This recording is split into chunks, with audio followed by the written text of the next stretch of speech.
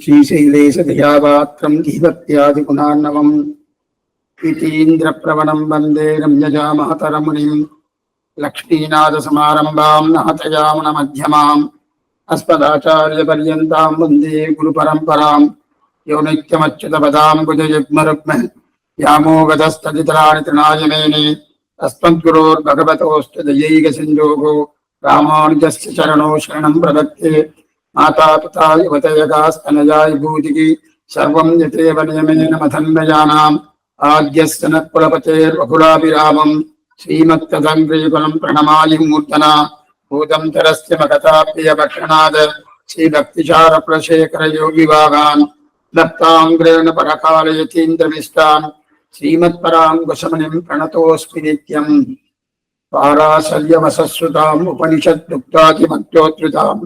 संसाराग्निविभीदनभगतप्राणाप्तसञ्जीविनीम् पूर्वाचार्य सुरक्षिताम् भगमतिव्याघातदूरस्थिताम् हानीतान्तु निजाक्षरैः सुमनसः बहुमात् पिबन्त्वन्तकम्. சுவாமி ராமானுஜர் அருளிச் செய்த ஸ்ரீபாஷ்யம் என்பது ஆச்சரியமான கிரந்தம். அந்த கிரந்தத்திலே மங்கள ஸ்லோகங்கள் 2 உண்டு. அகில புவன ஜன்னஸ்தேம பங்காதிலேன்னு ஒரு ஸ்லோகம், இது முதல் ஸ்லோகம். 2வது ஸ்லோகம் பாராசல்ய வர வசஸ்ருதாம் என்று சொல்லக்கூடிய ஆச்சரியமான இப்படியை சேவிச்ச ஸ்லோகம். இந்த 2வது ஸ்லோகம் ஆச்சரியமான ஸ்லோகம். சுவாமி வேதவியாசர் அவர் பாராசலர் என்று சொல்லக்கூடிய அவருடைய தகப்பனார் பெயர் விஷ்ணு புராணக்காரர். அவருடைய திருக்குமாராக அவதரித்தார். அவருடைய திருக்குமாராக அவதரித்து உபனிஷத்துக்கெல்லாம் இருக்கே, அந்த உபனிஷத்துடைய என்கிற ஒரு திருப்பார்கடலை நன்றாக கடைந்து பிரம்மசூத்திரம் என்கிற அமிர்தத்தை நமக்கு கொடுத்தார். இப்ப பிரம்மசூத்திரம் என்பது உபனிஷத்தை கடைந்தெடுத்த ஒரு சாராம்சம் என்று சொல்லலாம். இந்த சாராம்சத்தை நம்முடைய பூர்வாச்சாரியர்கள் நன்றாக ரட்சிக்கப்பட்டது. பாராசரிய வசஸ்ருதாம் உபனிஷத் துக்தாப்தி மத்ரோத்ருதாம் சம்சாராப்தி விபீதன வியபகத பிராணாப்த சஞ்சீவினிம். அது நம்ம பூர்வாச்சாரியர்கள் நன்கு கற்றப்பட்டது. சம்சாரம் என்னும் பெரிய பாம்பாலே கடைப்பட்ட நமக்கு அமிர்தம் போன்ற மருந்தாக சுவாமி வேதவியாசர் பிரம்மசூத்திரத்தை நமக்கு அனுகிரகித்தார். ஆனால் அது என்ன ஆயிடுச்சுன்னா, காலப்போக்கில் அவரவர்கள் அந்த பிரம்மசூத்திரத்துக்கு வியாக்கியானம் பண்ணும்போது தங்கள் புத்தியாலே தாங்கள் என்ன சொல்ல வந்தீர்களோ, என்ன சொல்ல வந்தார்களோ அதற்கு தகுத்தாற்போல் அர்த்தத்தை கூறி அந்த சம்பிரதாயத்தை மேன்மேலும் ஒரு பாடான நிலைக்கு தள்ளிவிட்டார்கள். வேதமாதாவோ, நான் சொல்ல வந்த கருத்து இதல்லவே, இவர்கள் என்ன வேறொரு அர்த்தத்தை தெரிவிக்கிறார்கள் என்று வருத்தப்பட்டது. அந்த வேதமாதாவுக்கு இது ஏற்புடையதல்லன்னு தெரிவித்தார்கள். உடனே சுவாமி ராமானுஜர் அவதரித்து அந்த வேதமாதாவுடைய திருவுள்ளம் என்ன, வேதத்தின் தாத்பரியம் என்ன, வேதத்தில் சொல்லப்பட்ட உண்மையான கருத்துக்கள் என்ன, அதை நன்றாக சொல்லி அந்த வேதமாதா என்கிற அந்த பெரிய ஒரு விஷயத்தை, பெரிய ஒரு அந்த வேதமாதாவை எந்த சிம்மாசனத்தில் உட்கார வைக்க வேண்டுமோ அந்த உயர்ந்த சிம்மாசனத்தில் பாராசரிய வசஸ்ருதாம் உபனிஷத் துக்தாப்தி மத்யோத்ருதாம் சம்சாராப்னி விபீதன வியபகத பிராணாப்த சஞ்சீவினிம் பூர்வாச்சாரிய சுரக்ஷிதாம். அதை கொண்டு போய் நன்னா ஒரு சிம்மாசனத்தை உட்கார வைத்தார். உட்கார வைத்தது மட்டும் கிடையாது, வேதத்துக்கு பெருமையை சேர்த்தார். பெருமையை சேர்த்ததோடு மட்டுமல்ல, வேதத்துக்கு புறம்பாக யாரெல்லாம் பேசினார்களோ, அதாவது வேத பாக்கியர்னு பேரு, வேதத்தை ஒத்துக்கொள்ளாமல் வேதம் பிரமாணம் அல்ல, வேதம் ஒன்றும் கிடையாது என்கிற நிலை பேசக்கூடிய பாக்கியர்கள் இருக்காளே, அவர்களை நிரசித்தார். வேதத்தை ஒப்புக்கொண்டு வேதத்துக்கு தப்பான அர்த்தத்தை சொல்கிறார்கள் குதிர்ட்டிகள், அந்த குதிர்ட்டிகளை நிரசித்தார். அப்படி செய்யணும்னா என்ன பண்ணணும், தன்னுடைய சித்தாந்தத்தையும் சொல்லணும், அது மட்டுமல்ல அவர்கள் பரபட்சம், அவர்களுடைய சித்தாந்தத்தில் இருக்கக்கூடிய தோஷங்கள், அந்த தோஷங்கள் சொல்லணுமோ அப்ப இந்த ரெண்டையும் தெரிவிக்கக்கூடிய ஒரு கிரந்தம் தான் ஸ்ரீபாஷ்யம். இந்த ரெண்டையும் தன்னுடைய அபிப்பிராயமாக ஆச்சரியமான கிரந்தங்களிலே சுவாமி எம்பெருமானார் சாதித்தார். அது அந்த சாதித்த விஷயங்கள் ஒரே நிலையில கிடையாது. ஸ்ரீபாஷ்யம், வேதார்த்த சங்கிரகம், கீதா பாஷ்யம், சில சில கருத்துக்கள் இந்த மாதிரியான நிலையில் இருந்துருக்கு. அதையெல்லாம் ஒன்றாக திரட்டணும். ஒவ்வொன்றும் ஒவ்வொரு கிரந்தங்கள் இருக்கு. ஒன்றாக திருப்பி கொடுத்த ஒரு பெரிய கைங்கரியத்தை தான் தொண்டையாச்சா சுவாமி சோழசிம்மபுரம் தொண்டையா சுவாமியுடைய சத்சிஷ்யராக இருக்கக்கூடிய சீனிவாசாச்சாரிய சுவாமி நமக்கு அனுகிரகித்தார். அந்த அனுகிரகம் தான் யதீந்திர மத தீபிகா.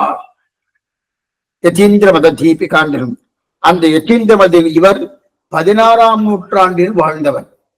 அப்படிப்பட்ட ஆச்சரியமான ஒரு மகான். அந்த யதீந்திர மத தீபிகாலே என்னென்ன இருக்கு? அனைத்து வஸ்துக்களையும் இரண்டாக பிரித்தார். ஒன்று பிரமாணம், மற்றொன்று பிரமேயம். பிரமாணத்தையும் பிரமேயத்தையும் ரெண்டா பிரித்தார். பிரிச்சு இந்த மாதிரி சொல்லிட்டு இருக்கார். அப்படின்னா பிரமாணத்தை பிரித்து 10 அவதாரங்களாக எடுத்தார். பிரமாணம் பிரமேயம் ரெண்டையும் சேர்த்து. அதுல பிரமாணத்தை 3 அவதாரங்கள்: பிரத்யக்ஷம், அனுமானம், சப்தம். சப்த பிரமாணம் என்ன, அனுமான பிரமாணம் என்ன, அதே போல பிரத்யக்ஷ பிரமாணம் என்ன, இந்த 3 பிரமாணம் 3 அவதாரத்தை வைத்துக் கொண்டு அதுக்கு பின்பாடு பிரமேயம், பிரமேயத்தை பிரித்தார். எப்படி பிரித்தார்னா திரவியம் என்றும் அத்ரவியம் என்றும் ரெண்டாக பிரித்தார். அதிலே திரவியத்தில் 6 அவதாரங்களையும் அத்ரவியம் 1 அவதாரமாகவும் மொத்தம் 7ஆக பிரித்தார் பிரமேயத்தில். ஆக பிரமாணத்தில் 3, பிரமேயத்தில் 7, 7 3 10, 10 அவதாரங்களாக யதீந்திர மத தீபிகா என்கிற ஒரு கிரந்தத்தை நமக்கு அனுகிரகித்தார். இருப்பினும் திரவியம் என்றும் அத்ரவியம் என்றும் இரண்டாக பிரிக்கப்பட்டது இல்லையா? அந்த இரண்டாக பிரிக்கப்பட்ட அந்த திரவியத்திலே அச்சேதனம் என்றும் சேத்தனம் என்றும் பிரித்தார். அதுல இன்னது அச்சேதனம், இன்னது சேத்தனம் என்றும் பிரித்தார். அப்படின்னா அச்சேதனமாக இருக்கக்கூடிய திரவியங்கள் 4. அந்த 4 திரவியங்கள், சேத்தனமாக இருக்கக்கூடிய திரவியங்கள் 2. இந்த சேத்தனமான திரவியம் எது? ஜீவாத்மாவும் பரமாத்மாவும் சேத்தனம்னா ஞானம் இருக்கக்கூடிய திரவியம். அப்படின்னா என்ன அர்த்தம்? சைத்தன்யம்னா ஞானம். சைத்தன்யம் என்றால் ஞானம்.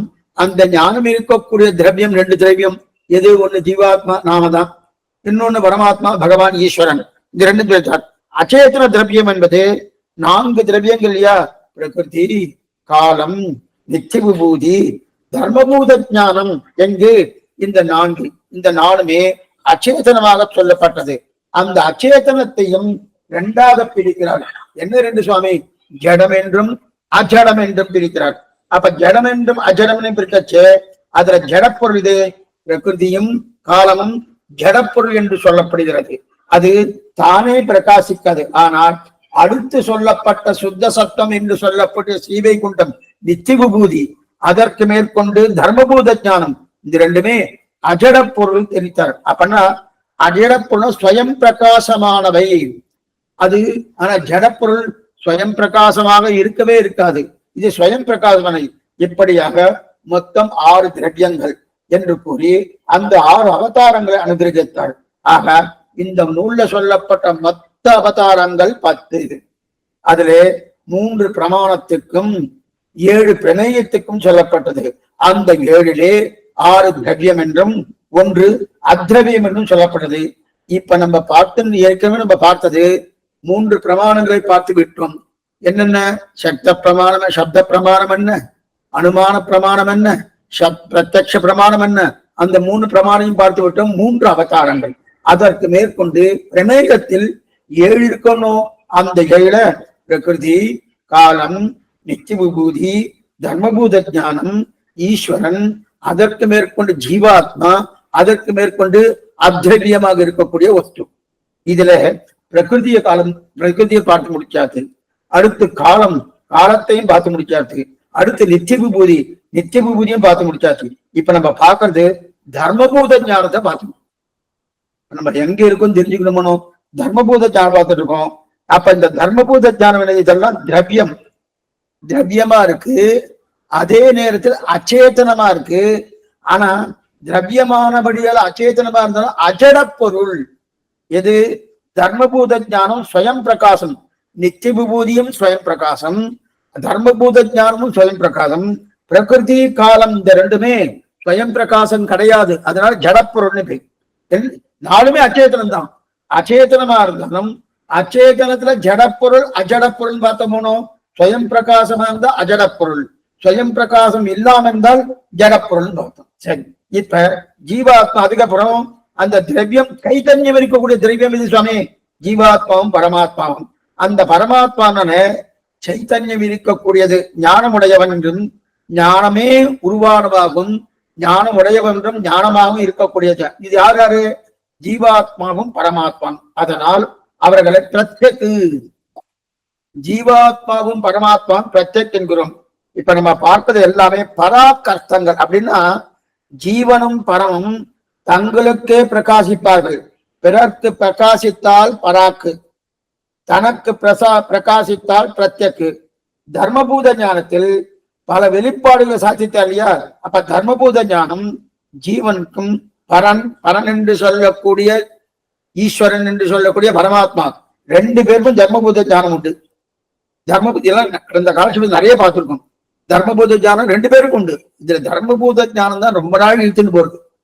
ஏன்னா இது ரெண்டு பேருக்கும் சேர்த்து சொல்லணும்னு, ஜீவாத்மாவுக்கும் சொல்லணும் பரமாத்மாவுக்கும் சொல்லணும். அதனால ஜீவாத்மாவுடைய சுகம் என்ன, ஜீவாத்மாவுடைய துக்கம் என்ன, ஜீவாத்மாவுடைய இச்சா என்ன, ஜீவாத்மான தேசம் என்ன, ஜீவாத்மாவுடைய பிரயத்தனம் என்ன, இது முதலாளி வெளிப்பாடுகள் எல்லாமே தர்மபூத ஞானத்தினுடைய தான் இது.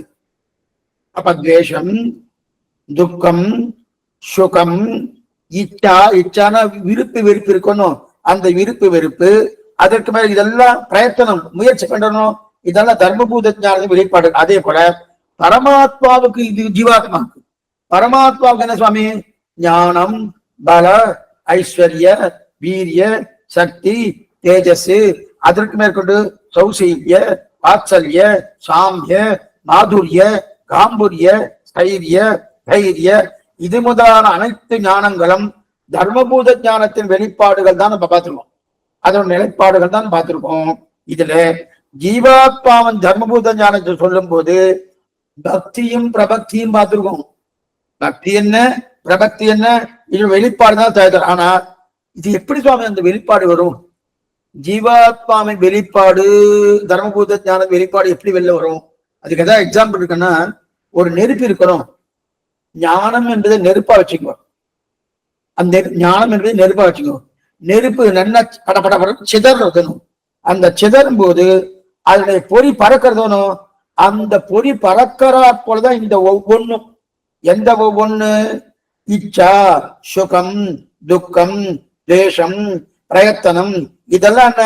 நெருப்பு என்கிற அந்த ஜீவாத்மாவுடைய தர்மபூத ஞானம். அந்த நெருப்பு எப்படி படபடப்பட வெடிக்கும் போது நெருப்பு சிதறதுனோ, அந்த நெருப்பு பறக்கிறா போலதான் இது ஒவ்வொன்றும். இது ஜீவனுக்கு ஏற்படக்கூடிய சுகமோ, ஜீவனுக்கு ஏற்படைய துக்கமோ, ஜீவனுக்கு ஏற்படக்கூடிய கவலையோ எதுவாயினும் அந்த ஞானம் என்ற நெருப்பினுடைய பொறிச்சிதறர்கள் தான். அப்படி சொல்றாங்க, வெவ்வேறு சிதறர்கள். அதான். அதே போல பகவானுடைய தர்மபூத ஞானத்தும் இருக்கு. அந்த ஞானத்துக்கும் நெருப்பின்னு சொல்லிட்டா அதோடைய பொறிச்சிதறர்கள் தான் என்ன? வாத்சல்யம் என்ன, சௌசல்யம் என்ன, அதே போல ஞானபல, ஐஸ்வர்ய, வீரிய சக்தி, சேஜஸ் என்ன, இது முதலான குணங்கள்லாம் அதோடைய பொறிச்சிதறர்கள் தான். இந்த ஞானத்தின் வெளிப்பாடு முதிர்ந்த நிலைதான் பக்தி. தர்மபூத ஞானத்தின் முதிர்ந்த நிலைதான் பக்தின்னு சொன்னோம். சரி, இப்ப இது நம்மால ஒரு காரியம் ஆகாது சுவாமி. அப்ப மோட்சம் போவதுக்கு நம் கையில சக்தி இல்லை. அதற்கு பகவான் திருவடியில உபாயமாக இருக்கட்டும் என்கிறோமனோ, அதுவும் ஞானத்தின் வெளிப்பாடுதான். அது சரணாகதி தானே, பிரபக்தி தானே. அந்த பிரபக்தியும் ஞானத்தின் வெளிப்பாடுதான். சரணாகதியும் ஞான காரியம்தான். இப்ப பக்தியும் ஒரு வகையான ஞான விசேஷம் தான். இந்த பக்தியை பத்தி, பிரபக்தியை பத்தி இனிமே விவரிக்கப்படுற என்னன்னா, அதிலே பக்தியை ரெண்டு வகையா சொல்ற. கொஞ்சம் ஜாகிரதையா கேட்கணும். கொஞ்சம் குறைச்சலா வந்திருக்கா என்னன்னு தெரியல. பக்தியை ரெண்டு வகையா சொல்ற. அதாவது இப்படியும் இருக்கலாம், அப்படியும் இருக்கலாம். மொத்தத்தில் பக்தி ஞான விசேஷம். அந்த பக்தியை ரெண்டு வகையா சொல்ற. ஞானம் கனிந்த முதிர்ந்த நிலை பக்தி. ஞானம் கனிந்த முதிர்ந்த நிலை பக்தி. அந்த பக்தியை கர்மயோகத்தாலும் தான் ஈடுபடணும். கர்மயோகம் நன்னா செய்தாச்சுன்னா அந்த பக்தி ஞான யோகம் ஏற்படுகிறது. ஞான யோகத்தாலே ஏற்பட பக்தியை ஆரம்பிக்க விரோதியாக இருக்கக்கூடிய பாபங்கள் தொலைகிறது. பாபங்கள் தொலையபடிய பக்தியை தொடங்கலாம். பக்தியை தொடங்கின உடனே, அதாவது கர்மயோகம் என்ன, ஞான யோகம் என்ன, இதன் உதவியை கொண்டு பக்தி யோகம் ஏற்படுகிறது. பக்தி யோகம் முக்தி பெற்றுக் கொடுக்கணும்னா, ஆமா சுவாமி, பக்தி யோகம் தான் முக்தியை பெற்றுக் கொடுக்கணும். இது ஒரு சாராருடைய கருத்து. அதாவது ரெண்டு விதத்தில் நம்ம பார்த்திருக்கோம். எங்க பார்த்தோம்னா, பிரபக்தி ரெண்டு வகை ஒன்றது, ரெண்டு விதமான அபிப்பிராய பேதங்கள்னு பார்த்தோம்னு. பிரபக்தி என்ன ஒரு உபாயம், வியாஜ்ய உபாயம் என்றோ, பிரபக்தி உபாயம் ஆகாதென்றோ, பிரலோகாச்சாரிய திருவுள்ளம் என்ன, வேதாந்த தேச திருவுள்ளம் பார்த்தோமோனோ, ரெண்டு திருவா. அதே போல இங்க பக்தி ரெண்டு விதமா இருக்கு. ஆனா இதுல சம்பிரதாய பேதம் கிடையாது. என்ன ரெண்டு விதமானா, கர்மயோகமே நேராக மோட்சத்தை கொடுக்கும், ஞான யோகமே நேராக மோட்சத்தை கொடுக்கும். பக்தி யோகம் எப்படி மோட்சத்தை கொடுக்க போறது நிறைய. ஆனா இது ஒரு சாராருடைய கருத்து. இன்னொரு சாரார் என்ன சொல்றாருன்னா, இல்ல சுவாமி, கர்மயோகமே நேர ஈடுபடணும் இல்லையா, கர்மயோகமே நேர உதவியை செஞ்சு பக்தி கிடைக்கிறது. ஆனா கர்மயோகம் நேர ஆத்ம சாட்சாத்திர கொடுக்க மட்டும் இல்ல, நேராவே மோட்சத்தை கொடுக்கும்.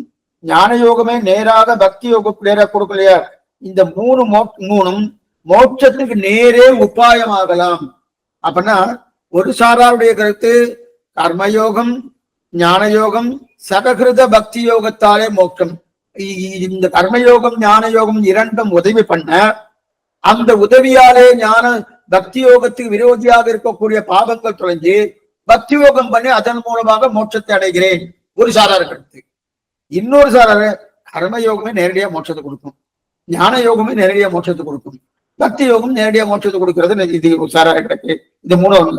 ஆக கர்மஜான பக்தி யோகம் என்ன என்றது நேற்றுக்கு நம்ம பார்த்துட்டோம். ஆக கர்ம யோகத்தாலே ஞான யோகத்தாலே பக்தி ஆரம்ப விரோதி பாவங்களை தொடங்கி பக்தியை தொடங்குகிறோம். பக்தினா என்ன?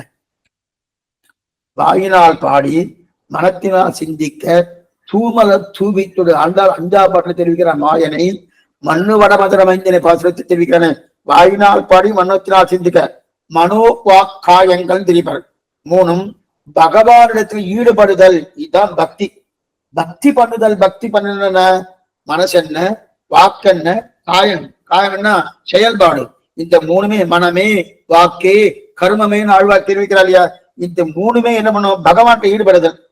ஈடுபடுதல் என்ன, ஒரு தேவதையை குறித்து அர்ச்சனம் பண்ணலாம், நமஸ்காரம் பண்ணலாம், பிரதட்சணம் பண்ணலாம், பூ தொடுக்கலாம், நாம சங்கீர்த்தனம் பண்ணலாம். இது முதலான தொடக்கமானவை என்னென்ன உண்டோ இதெல்லாம் என்னது, இதெல்லாம் பக்திக்கு உண்டான ஒரு நிலை. சரி சுவாமி, இதோடு போயிட்டுனா பகவான் கதையை கேட்கலாம், கதையை சொல்லலாம், பகவானை ஆராதனை பண்ணலாம், அவரை மற்ற பேர் பூஜித்தால் அந்த ஆராதனை பார்த்து ஆனந்தப்படுதலாம்.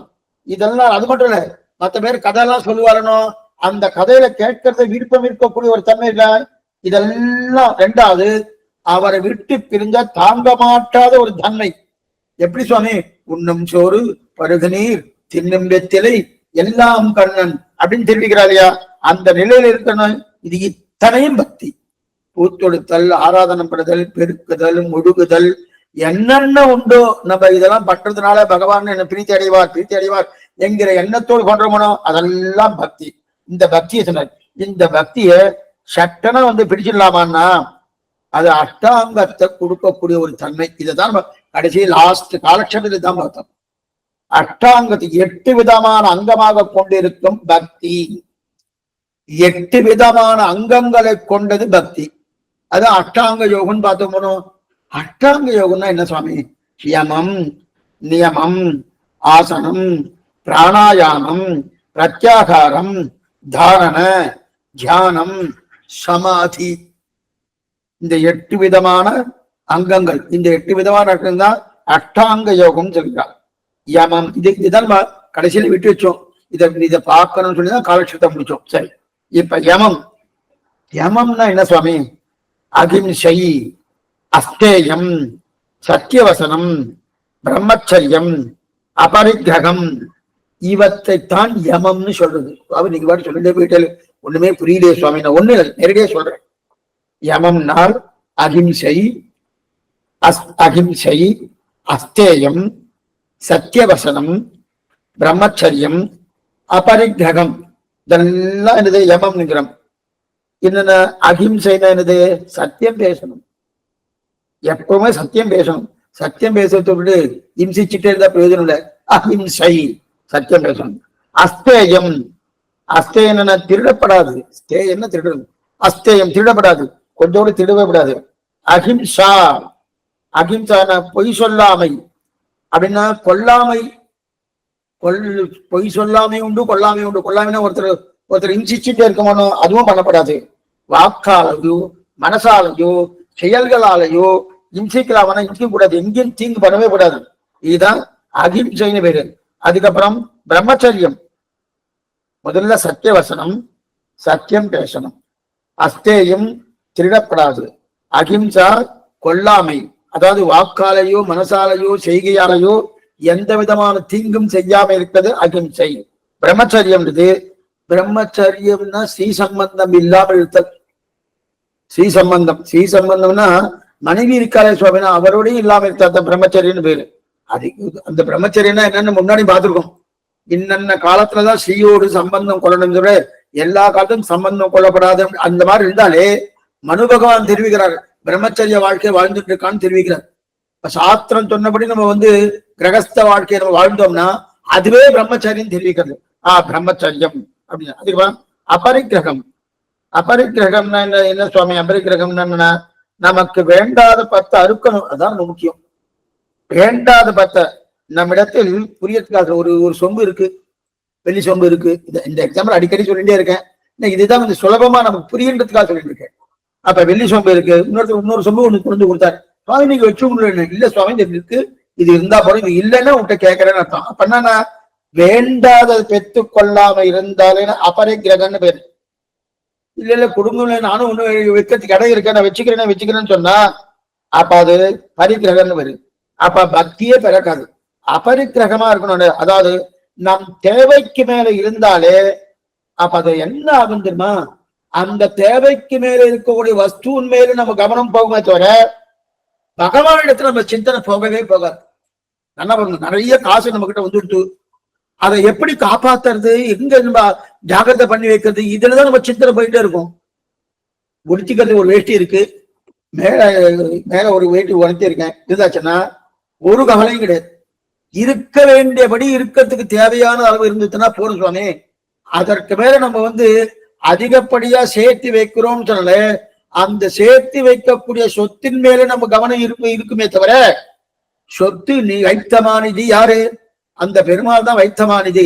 அந்த நிதி அவனா இருக்கக்கூடிய நிதியினை பவனத்தூனை நெருமையால் நினைவல்லா கதியினை கஞ்சன்மால கண்டு முன் அண்டமாலன்னு நிதியே பகவான். ஆனா வேற ஏதோ நிதி நினைக்கிறோமோனோ, அதனால இந்த ஞாபகம் போயிடுதனோ, அதனால பகவத் சிந்தனை ஏற்படாது. இது முதல் நிலை. இதுதான் யமம்னு பேர். யமம். அடுத்த நியமம். நியமம்னாலே தினந்தோறும் வேதத்தை உச்சரிக்கணும். நான் சொல்லிடுறேன். அதுக்கப்புறம் பெண்கள் என்ன பண்ணலாம், வேதம் கற்றுக்கொள்வதற்கு யோகியதை இல்லாதவர்கள் என்ன பண்ணலாம்னு பின்னாடி சொல்றேன். தினந்தோறும் வேதத்தை உச்சரிக்கணும். அன்றாட ஒரு பிரச்சனமா சொல்லணும். பஞ்சமகா யஜ்ஞம்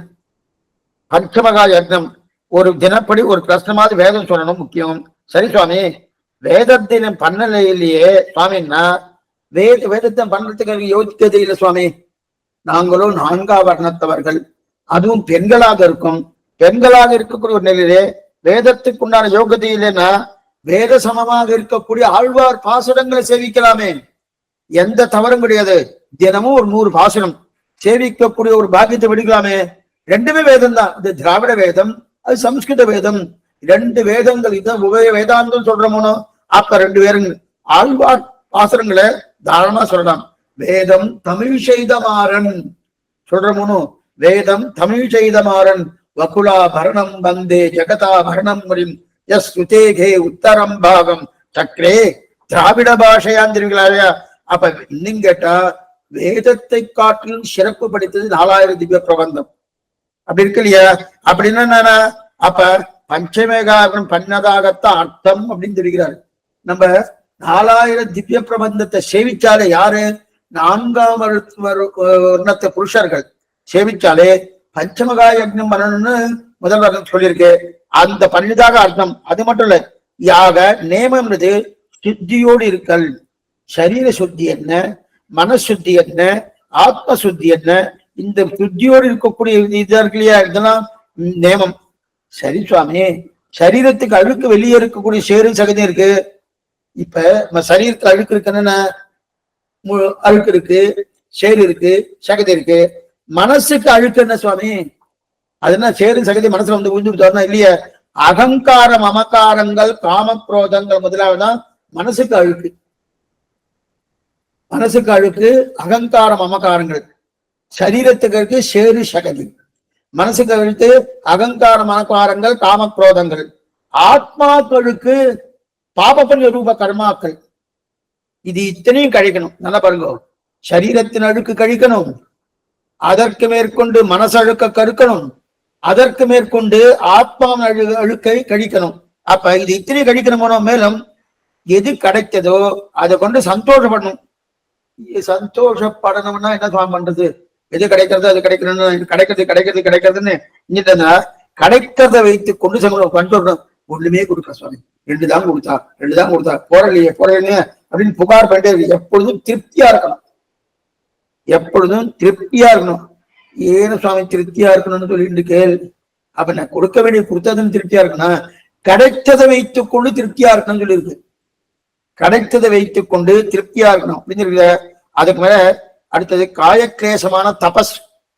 கொஞ்சமாவது ஏகாதசி பட்னி இருக்கணும். ஏகாதசி பட்னி இருக்கணும். கட்னி இருந்து உடம்பு நன்னா வாடி இருக்கான்னு பாக்கணுமா? அடியே இல்லை, நல்லா குண்டா இருந்துட்டு இருக்கு. உடம்பு நன்னா வாடி இருக்கான்னு பாக்கணுமா? ஏன்னா இந்த மாதிரிலாம் குண்டாலாம் இருக்கப்படாதான். அப்படி என்ன அர்த்தம்? பட்னி கடக்க கடக்க கடக்க உடம்பு வாடி இருக்கா சுவாமி, நேற்று விட எனக்கு கொஞ்சம் உடஞ்சிருக்கா, போனமா இப்பெல்லாம் அப்படி கேட்கப்படாது. போன ஒரு மாசமாவது ஆகுமோனோ, போன மாசத்தை விட இந்த மாசம் ஏதாவது குறைஞ்சிருக்கா உடம்பு அப்படின்னு பாக்கணுமா? அந்த மாதிரி நானா பெருமாளத்துல சரி சுவாமி உடம்பு குறைஞ்சா கைங்கரியம் என்ன பண்றா? பெருமாளுக்கு கைங்கரியத்துக்கு போகணும், கைங்கரியத்துக்கு போகணும். அந்த கைங்கரியம் போகும்போது எப்படி போகணும்? நல்லா பளிச்சுன்னு போகணும். உடம்பு வாடன்றதுக்காக நம்ம ஒண்ணு ஊன் வாட அப்படின்றதுக்காக நம்ம எதுவுமே பண்ணாம இருக்கப்படாது, பண்ணணும். ஆனா இந்த சரீரம் பகவானுக்காக கொடுத்தப்பட்டது. அதனால இந்த சரீரத்தை ரட்சிப்பதற்காக என்ன வேணுமோ அதை பண்ணிக்கிறேன். அந்த சரீரத்தை ரட்சிப்பதன் காரணம் என்னன்னா பகவத் கைங்கரியம், பாகவத கைங்கரியம், ஆச்சார கைங்கரியம். அதனால பண்ணிக்கோ. அதனால பண்ணிட்டு இருக்கணும். அதனால நல்லா பளிச்சுன்னு இருக்கணும். ஏன்னா பகவான் தான் ராஜா. ராஜாவுக்கு தொண்டு செய்யணும்னா எப்படி இருக்கணும்? சேவகர்கள் நன்னா உடுப்பு போட்டுக்கா பாருங்க, நன்னா உடுப்பு போட்டுட்டு ஓகோன்னு இருக்கா பாருங்க. அழுது வடியெல்லாம் கூடாது. அப்படி அழுது வடிச்சுட்டு அந்த சட்டையை பார்த்தாலே ஒரு மாதிரியா இருக்கும், வேட்டியை பார்த்தாலே ஒரு மாதிரி, அந்த மாதிரி இருக்கக்கூடாது. அதே போலதான் பெருமாள் கைங்கரியத்துக்கு போகும்போது பகவத் கைங்கரியம் பண்ணும்போது அழுக்கோடு இருக்கப்படாது. அதுல 2வது பெருமாளுக்கு பெண்களும் தினப்படி பெருமாளுக்கு தலிகை பண்ணணும். அதுக்குன்னு தலிகை பண்ணணும்னா பெண்கள் பளிச்சுன்னு இருக்கணும்னு சொல்லிட்டு சுவாமி, தலிகை பண்ணா வேர்வெல்லாம் கொட்டிட்டு இருக்குமே அப்படின்னா அதுக்குன்னு அந்த மாதிரி அதீதமான அலங்காரத்தோடு இருக்கணும்ன்றது கிடையாது. என்ன பாருங்க, பெண்கள் ஏன்னா அதீதமான அலங்காரத்தோடு இருக்கணும்னு சொல்லியாச்சுனாலே பணக்காரதான் இருக்க முடியும். நிறைய நகரத்தெல்லாம் போட்டுக்கணும், பட்டு புடவையா விட்டுக்கணும், அதுக்கு மேற்கொண்டு அதுக்கு என்னென்ன ஆபரணங்கள் உண்டு அதெல்லாம் படிக்கணும்னா அப்ப பணக்காரன் தான் இருக்கணும். இங்க நல்ல அலங்காரத்தோடு இருக்கணும்னா என்ன தெரியுமா அர்த்தம்? தொடச்சி விட்ட குத்து விளக்கு, சுவாமி சொல்வார், தொடச்சி விட்ட குத்து விளக்கு போல இருக்கணும்னு. தொடச்சி விட்ட ஏன்னா அலங்காரம் பண்ணக்கூடியதான் இருக்கணும்னா பணக்காரன் தான் படிச்சுட்டு இருக்க முடியும், ஏழையால் இருக்க முடியாம போயிடுமே நினைப்பார் இல்லையா? அதனால ஏழை பணக்காரன் வித்தியாசமே கிடையாது. படித்தவன் படிக்காதவன், ஏழை பணக்காரன் வித்தியாசம் பார்க்க மாட்டார் பகவான். அதனால என்ன, சுத்தியோடு இருக்கிறாயா அப்படித்தான் பாக்குறா தவிர அந்த சுத்தி பணத்தால வர்றது கிடையாது, அந்த சுத்தி மனசால. ஆனா அதுக்குன்னு வேட்டியே நன்னா இல்ல சுவாமி அழுக்கா இருக்குன்னா அந்த மாதிரி அழுக்கா போக வேண்டாம். ஓரளவுக்கு அலங்காரம் காத்தாலே பார்த்தோம். அலங்காரம் என்ன அலங்காரம்? நன்னா ஆத்ம தரிசனம். ஆத்மா அதாவது ஆத்மாவுக்கு உண்டான தன்மை என்ன? சேஷத்துவ பாரதன்மை, அதுவே அலங்காரம். அது முகத்துல தெரியுமா சொன்னேன், அகத்தின் அழகு முகத்தில் தெரியும் தெரிவிக்கிறா இல்லையா, அதெல்லாம் தெரியாது. ஆக சுத்தி யோகம் தேவை. ஆக பக்தி வர்ணம்னாலே முதல்ல சுத்தி இருக்கணும். பக்தி வர்ணம்னாலே முதல்ல சுத்தி இருக்கணும். அப்ப காயக்லேச தபஸ் தேவை. அப்படின்னா நம்ம உடம்ப நல்லா வருத்தி கொள்ளணும். வருத்தி கொள்ளணும். ஒண்ணுமே சாப்பிடப்படாதுன்னு சொல்லல. அடி என்ன வருங்க, உழைக்கணும். என்னைக்குமே அநேகமா வியாதி வருவதற்கு காரணமே உழைப்பு குறைஞ்சாதான் வியாதியே வரும். நல்லா இன்னைக்கு நிறைய பேர் என்ன பண்றா, வாக்கிங் போங்கோ, அங்கங்க தண்டாலாம் எடுத்துருங்கோ, இதை பண்ணுங்கோ, ஓடுங்கோ, ஆடுங்கோ, என்னன்னு சொல்றா பாஸ்ட் வந்தாங்க. அந்த காலத்துல அந்த உழைப்புக்கு பெண்களுக்கு ஆண்களுக்கு நிறைய இருந்தது, வேலை இருந்தது. இன்னைக்கு அதெல்லாம் ஒண்ணுமே இல்லை. முன்னாடி நாக்காளி ஒண்ணு போட்டுண்டா, முன்னாடி ஒரு தூர்தர்ஷன் இருக்கு, அதை போட்டு டக்கு டக்குன்னு திரும்பிட்டே இருந்தா இந்த நோவு பார்த்துட்டு இருக்காரு. உழைப்பே இல்லாம இருக்கு. ஆனா பக்கத்திலே ஒரு ஒரு சின்ன பிளேட்ல உதவுன்னு வச்சுடா, வாயில போட்டுட்டே அதை பார்த்துட்டே இருக்கா இல்லையா, அது பிரயோஜனம் இல்லை. அந்த உழைப்பு இருந்தாலே என்ன ஆகுன்னா காயக்லேச தபஸ் வந்துடும். அந்த தபஸ் இருக்கணுமோனோ அதுதான் தெரிவிக்கிறாரு. அப்ப பகவானத்துல நெஞ்சு நிமிர்ந்து நல்லா நிற்கக்கூடிய ஒரு நிலை, அந்த நிலை இருக்கணும். அப்பனா என்ன அர்த்தம், நல்லா உடம்பு இழைக்கணும், இழைச்சு நல்லா இருக்கணும். இது ஆரம்ப தசை. இதுக்குதான் யமம் நியமம்னு சொல்றான். யமம் ஒண்ணு, நியமம்னு ரெண்டு பார்த்தோம்.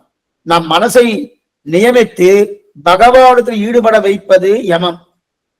மனசை நன்னா பகவானத்தில் ஈடுபட வைப்பது யமம். நியமம் என்னன்னா, நியமம் அதேதான், மனசை நியமித்து கொண்டு போய் ஈடுபட வைப்பது இது நியமம் அப்படின்னு தெரிவிக்கிறார். அதுக்கப்புறம் மூன்றாவது ஆசனம். யமம், நியமம், ஆசனம். ஆசனம்னா என்ன சுவாமின்னா, தியானத்துக்கு உச்சிதமான இருக்கை. தியானத்துக்கு உச்சிதமான இருக்கை அப்படின்னா, தியானம் பண்றதுக்கு உண்டான அமர்வு நிலை இருக்கு இல்லையா. தியானம் பண்ணனாலே அது உட்கார்ந்து தியானம் பண்ணணும். அது உட்காரக்கூடிய ஒரு ஆசனம் தான் ஆசனம். இப்ப இந்த மாதிரி அமர்ந்தா தியானம் வரும் அப்படின்னு சொல்லி அநேகமா பத்மாசனம் தான் சொல்லுவா. ஏன்னா பத்மாசனம் தியானம் பண்ணிட்டாலே எத்தனையோ அந்த நரம்புகள்லாம் நம்ம வசத்துக்கு வருதான். பத்மாசனத்துல உட்கார்ந்துருந்தாலே நல்லா. ஏன்னா பத்மாசனம் என்ன, இந்த குதிகால் இந்த தொடையில படணும், அந்த குதிகால் இந்த தொடையில படணும். அநேகமா தொப்ப வத்தவாருக்கு அது மாதிரி உட்கார்ந்து சிரமம். அநேகமா வைதிகால் என்ன பண்ணணும், யாகம் பண்ணணும், ஓமங்கள் பண்ணணும், செவ்வாய்காலம் போகணும், அனத்தியன காலம் அத்தியன காலம் அத்தியாபக காலம் இருக்கணும். அவளுக்கெல்லாம் என்னன்னா இந்த நிலை உண்டு. அப்ப அவளுக்கு என்னன்னா அநேகமா பத்மாசனம் போட்டுக்கக்கூடிய ஒரு நிலை இருக்கணும், அது பிரதானமா இருக்கணும். அப்ப அந்த மாதிரி வந்துட்டோம்னா பத்மாசனம் போட்டுட்டாலே நம்ம இடுப்புக்கு கீழே இருக்கக்கூடிய மொத்த நரம்புகளும் வசத்துக்கு வருதான். பத்மாசனம் போட்டுனாலே இடுப்புக்கு கீழே நோக்க நரம்பு வசத்துக்கு வருது இல்லையா. ரத்த ஓட்டம் நன்னா இருக்கணும், ரத்த ஓட்டம் நன்னா இருக்கணும். அப்ப தியானம் நன்னா இருக்கணும். ஆக யமம், நியமம், ஆசனம், அதுக்கப்புறம் தியானம். தியானம் நன்னா, யமம், நியமம், ஆசனம், பிராணாயாமம். அடுத்து பிராணாயாமம். பிராணாயாமம்னா என்ன, பிராணாயாமம் பெண்களும் பண்ணலாம். பெண்கள் எப்படி பண்ணலாம்னு சொல்றேன். அதாவது கும்பகம், ரேசகம், பூரகம்னு 3 இருக்கு. இதுல என்ன தெரியுமா, பிராணாயாமம் பண்ணா அநேகமா நிறைய வியாதிகள் தொலையும். இந்த பூரகம்ன்றது மூச்சு உள்ள இழுக்கல். இழுத்துக்கிறோமோ அந்த மூச்சை உள்ள இழுக்கிறது தான் பூரகம்னு பேரு. கும்பகம் என்றது அந்த மூச்சை இழுத்த போனோம், அந்த இழுத்த மூச்சை நடுவில் அப்படியே அழுத்தி வச்சுக்கிறதுனோ, அந்த அப்படியே உள்ளுக்குள்ள வச்சுட்டு இருக்கணும், அதுக்கு கும்பகம்னு பேரு. ரேசகம் என்பது இழுத்த மூச்சை வெளியே மெதுவா விடணும். இந்த 3 சமமா இருக்கணும். எவ்வளவு நேரம் மூச்சை இழுக்கிறோமோ அவ்வளவு நேரம் உள்ளுக்குள்ள நம்ம அந்த மூச்சு காத்த உள்ளுக்குள்ள தங்க வைக்கணும். எவ்வளவு நேரம் தங்க வச்சோமோ அந்த மூச்சு காத்த நிதானமா வெளில விடணும்.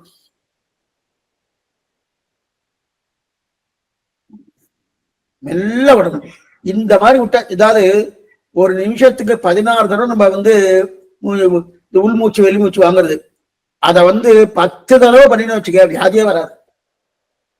நம்ம ஒண்ணுமே பண்ணாமனா போயிடுவார். இருக்கணும். இந்த ரிஷிகளுக்கெல்லாம் இருக்க. அப்ப என்ன ஆகும்னா சாந்தி நிலவும், உங்களுக்கு நிதானம் ஏற்படும், கோபமே வராது, எந்த நிலையுமே கோபம் வராது. இதுதான் என்னது பிராணாயாமம். கும்பகம், ரேசகம், பூரகம் தெரிவிக்கிறா இல்லையா. ஆக இந்த 3 சமமா இருக்கணும். அதாவது வெளியே போய்கொண்டிருக்கிற பிராணவாயை தொடுத்து உள்ளே இழுக்கிறோம் இல்லையா, வெளியே போகக்கூடிய பிராணவாயை துடைத்து உள்ள இழுக்கிற போனோம், அதுதான் பூரகம்.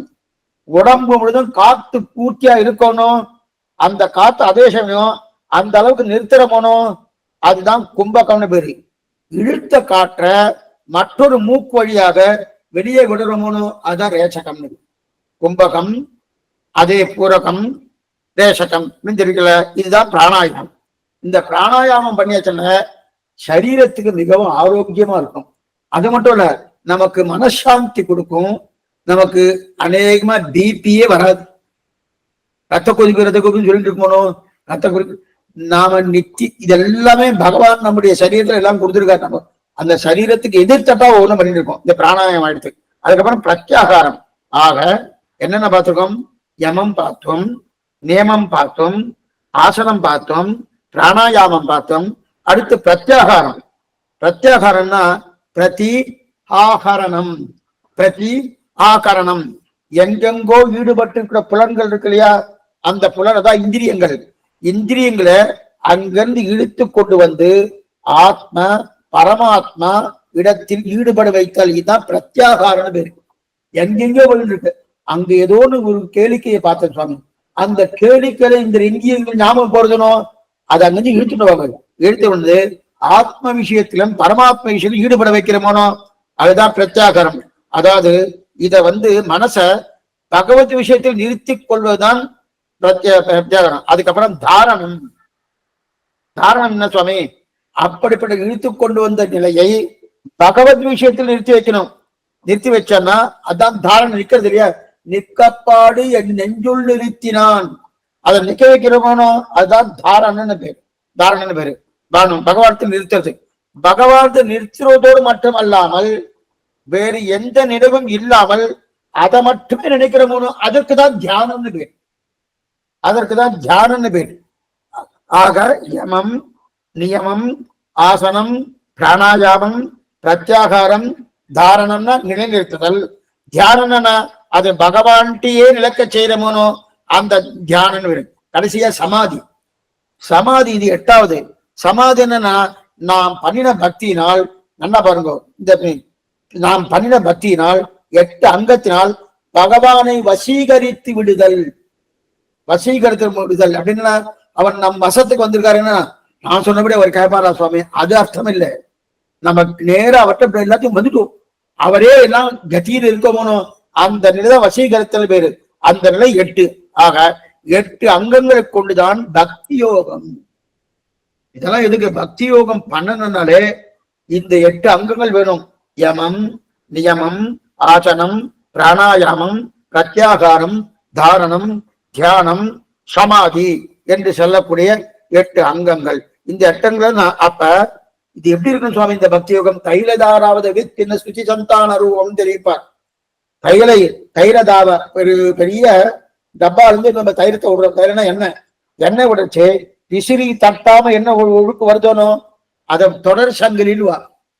தொடர் சங்கிலினா சில பேர்ல இந்த சங்கிலி போராட்டம்னு ஒருத்தருக்கு கையை கோத்துக்கணும். கையை கோத்துட்டு 2 கிலோமீட்டர் 3 கிலோமீட்டர் போகும். அந்த மாதிரி அது நல்ல கேப்பே இருக்காது. அந்த மாதிரி தொடர்ந்து இது இருந்துட்டு இருக்கும். அந்த மாதிரி பக்தி யோகத்தை அடைய 8 அங்கங்களோடு அடைகிறோம் இல்லையா, இது ஒரு விதம். அப்ப அப்படிப்பட்ட பக்தி யோகம் பண்றோம்னா நாம் பண்ணும் பக்தி யோகம் இது கிடையாது. நம்ம பக்தி யோகம் பண்ணணும்னாலே அஷ்டாங்க யோகம் இருக்கணும். அந்த அஷ்டாங்க யோகம் பூர்ணமா நம்ம கைக்கு வரணும். அப்பதான் பகவான் நம்முடைய வசத்துக்கு வருவார்னு தெரிஞ்சிருக்கு. சரி, இப்ப இந்த பக்தி யோகம் பண்றோம்னா இது நாம் பண்ணக்கூடிய பக்தி யோகமானா இல்லை.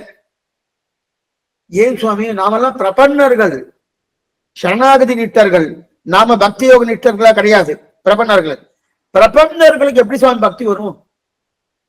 முதல்ல பிரபன்னருக்கு பக்தி உண்டான்னா பிரபன்னருக்கும் பக்தி உண்டு, பக்தி யோக நிட்டருக்கு பக்தி உண்டு, வித்தியாசம் உண்டு. பிரபன்னருக்கு பக்தி எப்படி வரும்னா பகவான் அனுகிரகத்தாலே சாத்திய பக்தி கிட்டும். இனிமே கொஞ்சம் ஜாகிரதையா நீங்க உட்கார்ந்து கேட்கணும்.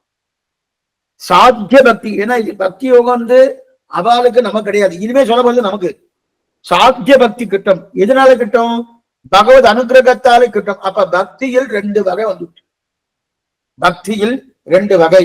ஒண்ணு சாதன பக்தி, மற்றொன்று சாத்திய பக்தி. என்ன பாத்துக்கோ, சாத்தியோபாயம் முன்னாடி நம்ம பார்த்தோம். நாம் பிரயத்தனப்பட்டு சாதிக்கக்கூடிய உபாயம் சாத்தியோபாயம். சித்தோபாயம் என்ன, சித்தமா இருக்கு சுவாமி, தயாரா இருக்கு, ஏற்கனவே தயாரா இருக்கு, நாம் பிரயத்தனப்பட்டு பண்ண தேவையில்லை, அவரே புண்ணியம், அந்த புண்ணியமே ஆரணக்கு நின் பாதமே சரணாக தந்துழிந்தான அந்த புண்ணியமே உபாயம் அப்படின்னு இருக்கணும். இது ஒரு நிலை.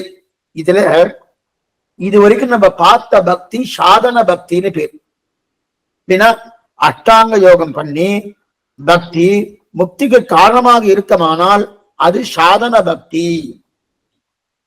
சாதன பக்தி முதல்ல சாதன பக்தினா என்ன சுவாமி, சாத்திய பக்தினா என்ன, மேலெழுந்த மாதிரியே சொல்றேன், அதுக்கப்புறம் உள்ளுக்குள்ள போயிட்டு அதோட எக்ஸாம்பிளோட சொல்றேன். சாதன பக்தினா நான் ஒரு பக்தியை பண்ணினேன், அந்த பக்தியை பண்ணினபடியாலே அந்த பக்திக்கு மெச்சி பகவான் எனக்கு முக்தியை கொடுக்கிறான், இது சாதன பக்தின்னு பேரு. சாத்திய பக்தினா நான் பக்தியை பண்ணினேன், எதற்காக சுவாமி, முக்திக்காகவே இல்ல. அப்ப எதற்காக பக்தி பண்ண, பக்தி பண்றதே பிரயோஜனம், பக்தி பண்ணுவதற்காக பண்ணினேன், பகவானுடைய முக்கோல்லாசத்துக்காக பண்ணேன், அவனுடைய ஆனந்தத்துக்காக பண்ணேன், இது சாத்திய பக்தின்னு பேர். அப்ப பக்தி ரெண்டு பக்தி இருக்கு, ஒன்னு சாத்திய பக்தி, இன்னொன்னு சாதன பக்தின்னு சரி. சரி சுவாமி, அந்த சாத்திய பக்தின்னு இருக்கு, அப்ப மோட்ச பிரயோஜனம் அப்பனா என்னென்றால் பக்தியே பிரயோஜனமா இருக்கும். அதாவது அஷ்டாங்க யோகம் பக்தி முக்திக்கு சாதனமாக இருக்குமானால் அது சாதன பக்தி, பக்தியே சாத்தியமாக இருக்குமானால் அது சாதனம், அது சாதனம் அல்ல. இதை வச்சு கொண்டு பெருமாட்டு மோட்சம் போகணும் என்று கேட்க போவது கிடையாது. பக்தியை வச்சுட்டு கேட்க வரணும் இல்லை, அது சாத்திய பக்தி. அப்ப என்னன்னா அந்த பக்தியே பிரயோஜனமா இருக்கும், மோட்சம் பிரயோஜனம், அந்த பிரயோஜனத்தை பெற்றுக் கொடுக்கும் வழி பக்தி, இது ஒண்ணு. அந்த மோட்சம் பிரயோஜனம், பக்தி பண்ணுவதும் பிரயோஜனம் அப்படின்றது அது சாத்திய பக்தின்னு பேரு. அப்ப பக்தியை வழியாக கொண்டு அவரிடத்துல எதுவும் கேட்க போறது கிடையாது சுவாமி, இது சாத்திய பக்தின்னு பேரு. பக்தி தான், ஆனா அந்த பக்தி பண்றேன், அந்த பக்தி பண்ணும்படியான தன்மையில அவர்கிட்ட எதுவும் கேட்க போறது கிடையாது, பக்தி பண்ணுவதே பிரயோஜனம், அதுவே சாத்தியம். அப்ப இந்த சாத்தியம் என்பது எதனால ஏற்படுறது, பகவத் கிருபையால ஏற்படுறது. சாதனம் என்பது என்னுடைய முயற்சியாலே ஏற்படுறது. என்ன புரிஞ்சுக்கோ, பக்தி சாதனம் என்னன்னா பக்தியை கொண்டு பகவானை சாதிக்கிறேன் இல்லையா, அது சாதன பக்தின்னு பேரு, சாத்தியோபாயம்னு பேரு. ஆனா இன்னொரு பக்தி சாத்திய பக்தி என்னது, நான் பக்தியை என்ன பண்றேன், பக்தி பண்றதுக்காக பண்றேன், பகவானுக்கு ஆனந்தத்துக்காக பண்ணிட்டு இருக்கேன், பக்தியை கொண்டு முக்தி என்கிற நிலை கிடையாது, முக்தி கொண்டு முக்தி, இதத்தான் என்னது சாத்திய பக்தின்னு பேரு. அப்ப பகவத் கிருபையை ஏற்படுத்தும் பக்தி என்ன பாருங்க, ரெண்டு வித்தியாசம் உண்டு. பகவத் கிருபையை ஏற்படுத்தும் பக்தி சாதன பக்தி, பகவத் கிருபையால் ஏற்பட்ட பக்தி சாத்திய பக்தி, இதுதான் வித்தியாசம். நன்னா புரிஞ்சுக்கணும் ரெண்டு விஷயம். விசிஷ்டாத்வைத்தம்னா என்ன, அத்வைத்தம்னா என்ன, கூடின பிரம்மத்துக்கு ரெண்டாவது கிடையாது விசிஷ்டாத்வைத்தம், பிரம்மத்துக்கே ரெண்டாவது கிடையாது, இது அத்வைத்தம். அதே போல சாதன பக்தி என்னன்னா, சாத்திய பக்தி என்னன்னா பகவத் கிருபையை ஏற்படுத்தும் பக்தி. நான் பக்தி பண்ணினேன், அதனால அவருக்கு கிருபை உண்டாருது, அந்த பக்தி என்னது சாதன பக்தி. இல்ல சுவாமி, இது சாத்திய பக்தினா பகவத் கிருபையால ஏற்பட்ட பக்தி சாத்திய பக்தி, அவரால எனக்கு பக்தி ஏற்பட்டது அது சாத்திய பக்தி, என்னால் அவருக்கு கிருபை ஏற்பட்டது அது சாதன பக்தி. புரியுதா, இதான் சாத்திய பக்தி தரா. அப்ப சாத்தியம்னா ஈஸ்வரனால் சாத்தியம், பகவானால் சாத்தியம், இதான் சாத்தியம். அப்ப என்னால கிடையாது சுவாமி, நான் எதுவும் பண்ணல அப்படின்றது. ஆனா சாதனை என்னால்தான், சாதனம் என்ன, ஆனா சாத்திய பக்தி யாருக்கு வரும், சாத்திய பக்தி யாருக்கு வரும், ரெண்டு வகைப்பட்டவர்களுக்கு வரும். அதாவது சாத்திய பக்தி ரெண்டு வகைப்பட்டவர்கள் வரும். பிரபன்னர்கள் செய்யும் பக்தி சாத்திய பக்தி. இப்ப நாமெல்லாம் பிரபன்னர்கள், நாம செய்யக்கூடிய பக்தி என்னன்னா சாத்திய பக்தி, இதைத்தான் பிரபக்தின்றார். சரி, இப்ப நாம் பெருமாளை உபாயமா பத்தினோம்.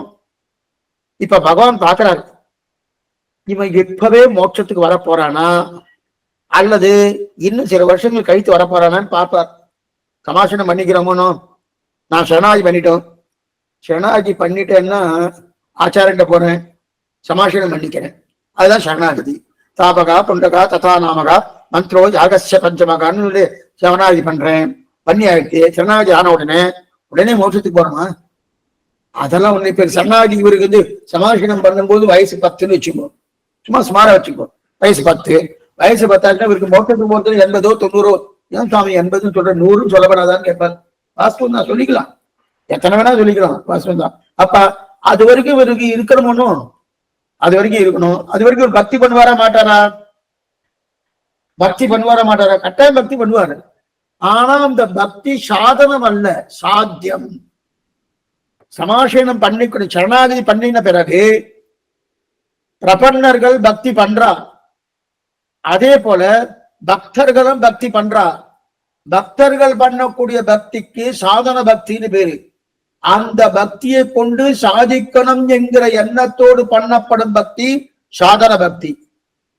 இப்ப பிரபன்னர்கள் 7 வயசுலயே 10 வயசுல சமாசனம் ஆயிடுத்து, பஞ்சசம்ஸ்காரம் ஆயிடுத்து, சரணாகதி ஆயிடுத்து. அதுக்கப்புறம் இங்க 80 வயசு இருக்கணுமோனோ, இருக்கணும்னா பக்தி பண்ணணுமோனோ, கைங்கரியம் பண்ணணுமோனோ, அது சாத்தியமா சாதனமா? அது சாத்தியம், அது சாத்தியம். இருக்கும் நாள் வரைக்கும் கைங்கரியத்தை கொடுக்குறாருனோ, இந்த கைங்கரியத்தை பண்ணு, அந்த கைங்கரியத்தை பண்ணு, அந்த கைங்கரியத்துக்கு அப்படின்ற கிடையாது. அவர் அனுபவிக்க கொடுக்குறாருனோ, அதுவும் பக்தி தான். அந்த பக்தி எதுக்காக? பிராப்த ருச்சிக்காகத்தான் பக்தி. பகவான் பிராப்தியம், பகவான் புருஷார்த்தம். அவர் அனுபவிக்கணுமோனோ, அவர் அனுபவிக்கணும் என்கிற அளவுக்கு ருச்சி வளரணுமோனோ, அந்த பிராப்திய ருச்சி போய் அன்வயம் ஏற்பட பக்தியைத்தான் சாத்திய பக்தி. ஏன்னா நாம என்ன பண்றோம், அவர் அனுபவிக்கணும்னா ருச்சி வரணுமோனோ, ருச்சிக்கு பிரதான இதுனா பக்தி. பக்தி இருந்தாலும் ருச்சியே வளரும். அப்ப அந்த பக்தி என்ன சுவாமி, இல்ல சுவாமி பக்தி பண்றேன் மோட்சம் கொடுப்பாருன்றதுக்காக பண்றேன்னா அப்ப அவன் பிரபன்னனே இல்லை. பிரபன்னனாலே எத்தையுமே சாதனமா பண்ண மாட்டான். முதல்ல இது ஞாபகம் வச்சுக்கோ. சுவாமி இவர் பிரபன்னரா? ஆமா. எதுவுமே சாதனம் கிடையாது, ஒரே சாதனம் பகவான் தான், மற்றது எதுவுமே சாதனம் கிடையாது. அப்ப பண்ணக்கூடிய கைங்கரியங்கள் அத்தனையுமே பிராப்தியம், சாத்தியம், சாத்தியமா பண்ணக்கூடியது அப்படின்றது. அப்பனா யார் உபாயம்? பக்தி உபாயம் கிடையாது, பகவான் தான் உபாயம். அவரை உபாயமாக பற்றின பிறகு பக்தி பண்ணி கொடுக்கணுமோனோ, கொண்டுட்டே இருக்கும். அந்த பக்தியை பிரயோஜனம் என்று என்ன பண்ணணும்? பக்தியே பிரயோஜனம். பகவான் எனக்கு பக்தி கொடுத்திருக்கான், அவனுடைய அனுகிரகத்தால கிடைச்சிருக்குது, அந்த பக்தி பண்றான்னு. இந்த பக்திக்கு சாத்திய பக்தி. ஆனந்தமா பண்ணிட்டு இருக்கேன், அவருடைய ஆனந்தத்துக்காக பண்ணிட்டு இருக்கேன், அவருடைய முக்கோல்லாசத்துக்கு பண்ணிட்டு, அது சாத்திய பக்தி. இந்த பக்திக்கு ஏதாவது பயன் இருக்கா?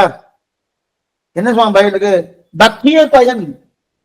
பக்தி பண்ணினேன் சுவாமி என்ன கிடைக்கும்? பிரபன்னன் கேட்க மாட்டான், கேட்டா பிரபன்னன் இல்லை. ஆனா சாதன பக்தி நிஷ்டன் கேட்பான், சாத்தியோபாய நிஷ்டன் கேட்பான், சித்தோபாய நிஷ்டன் கேட்க மாட்டான். என்ன கேட்பான்னா பக்தி பண்றதே பிரயோஜனம், பக்தி பண்றதே பிரயோஜனம். இப்ப காலட்சேபம் கேட்டு இருக்காள். காலட்சேபம் கேட்டேன் சுவாமி, கேட்டது எதுக்கு தெரியுமா?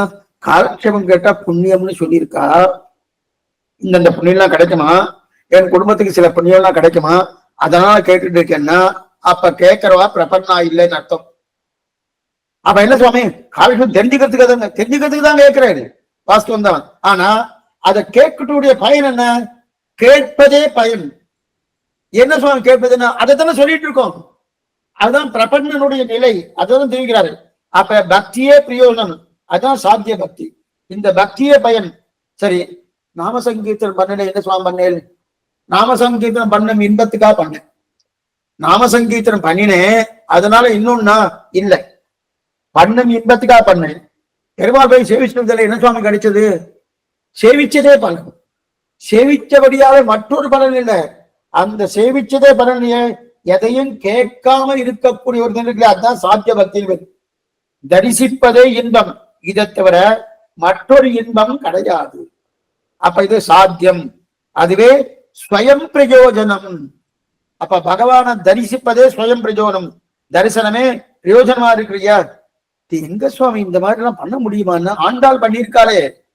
நாருடரும் பொழில் மாநிலம் சோழ நம்பிக்கு நான் 100 தடா வெண்ணை வாழ்நேர்ந்து பராபி வைத்தேன், 100 தடா நிறைந்த அக்கார அடிசில் சொன்னேன், ஏறு திருவடியாய் இன்று வந்து வை கொள்ளுங்களோ. இன்று வந்து இது இத்தனையும் அமுது செய்திட பெறில் நான் ஒன்றும் 100,000 கொடுத்து பின்னும் நாளும் செய்வன், தெண்டல் மனங்கமடும் திருமாலிரும் சோழதன்னுள் நின்றபிரான் அடியேன் மனத்தே வந்து நீர்குடியிலையும் தெரிவிக்கிறாளியா. 100 கங்காளம் அக்காரவுடைய செல் 100 கங்காளம் என்ன கொண்டு வச்சுட்டா. திருமாலிரும் சோழ அழகர் எம்பெருமான் சுந்தரத்தோருடையான், ஆச்சரியமான பெருமான், அழகன் அலங்காரன்னு பேர். அத்தனை அழகு பகவான். பெரிய திருமேனி, உற்சவர் பெரிய திருமேனி, மூலவரும் பெரிய திருமேனி.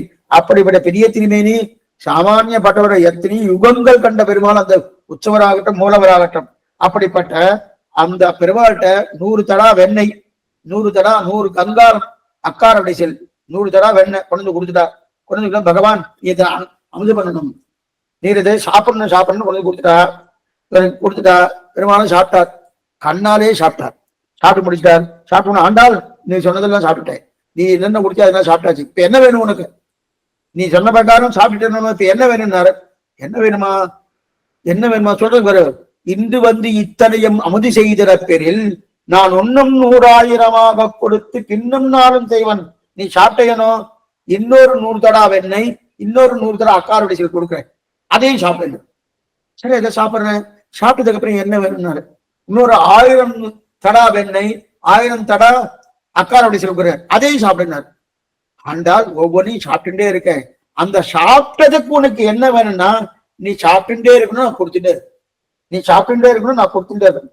இன்று வந்து இத்தனையும் அமுதி செய்கிற பேரில் நான் ஒன்றும் 100,000 சாப்பிட்டதற்கு மற்றொரு அனுகிரகம்னு நான் கேட்கல. நீ சாப்பிடுவதே அனுகிரகம்.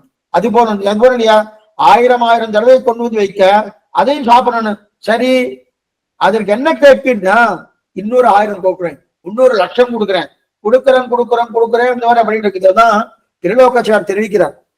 நான் கொடுத்துட்டே இருக்கணும், சாப்பிட்டுட்டே இருக்கணும். சரி சாப்பிட்டது கொடுக்க என்ன வேணும், மறுபடியும் கொடுக்குறேன், மறுபடியும் சாப்பிடு, மறுபடியும் கொடுக்குறேன், மறுபடியும் சாப்பிடு. என்ன வேணும் திருலோகாச்சார் தெரிவிக்கிறார், ஆச்சரியமா தெரிவிக்கிறார். கொடுத்து கொள்ளாதே கொண்டதற்கு கைக்கூலி கொடுக்க வேணும்னார். கொடுத்து கொள்ளாதே கொண்டதற்கு கைக்கூலி கொடுக்கணும்னாரு. நான் பெருமாளுக்கு உன்னை கொடுத்துட்டு அதற்கு பதில் என்ன அப்படின்னு நம்ம கேட்கிறோமோ அதுக்கு இல்லைன்றாரு, அதுக்கு வாய்ப்பே கிடையாதுன்றாரு.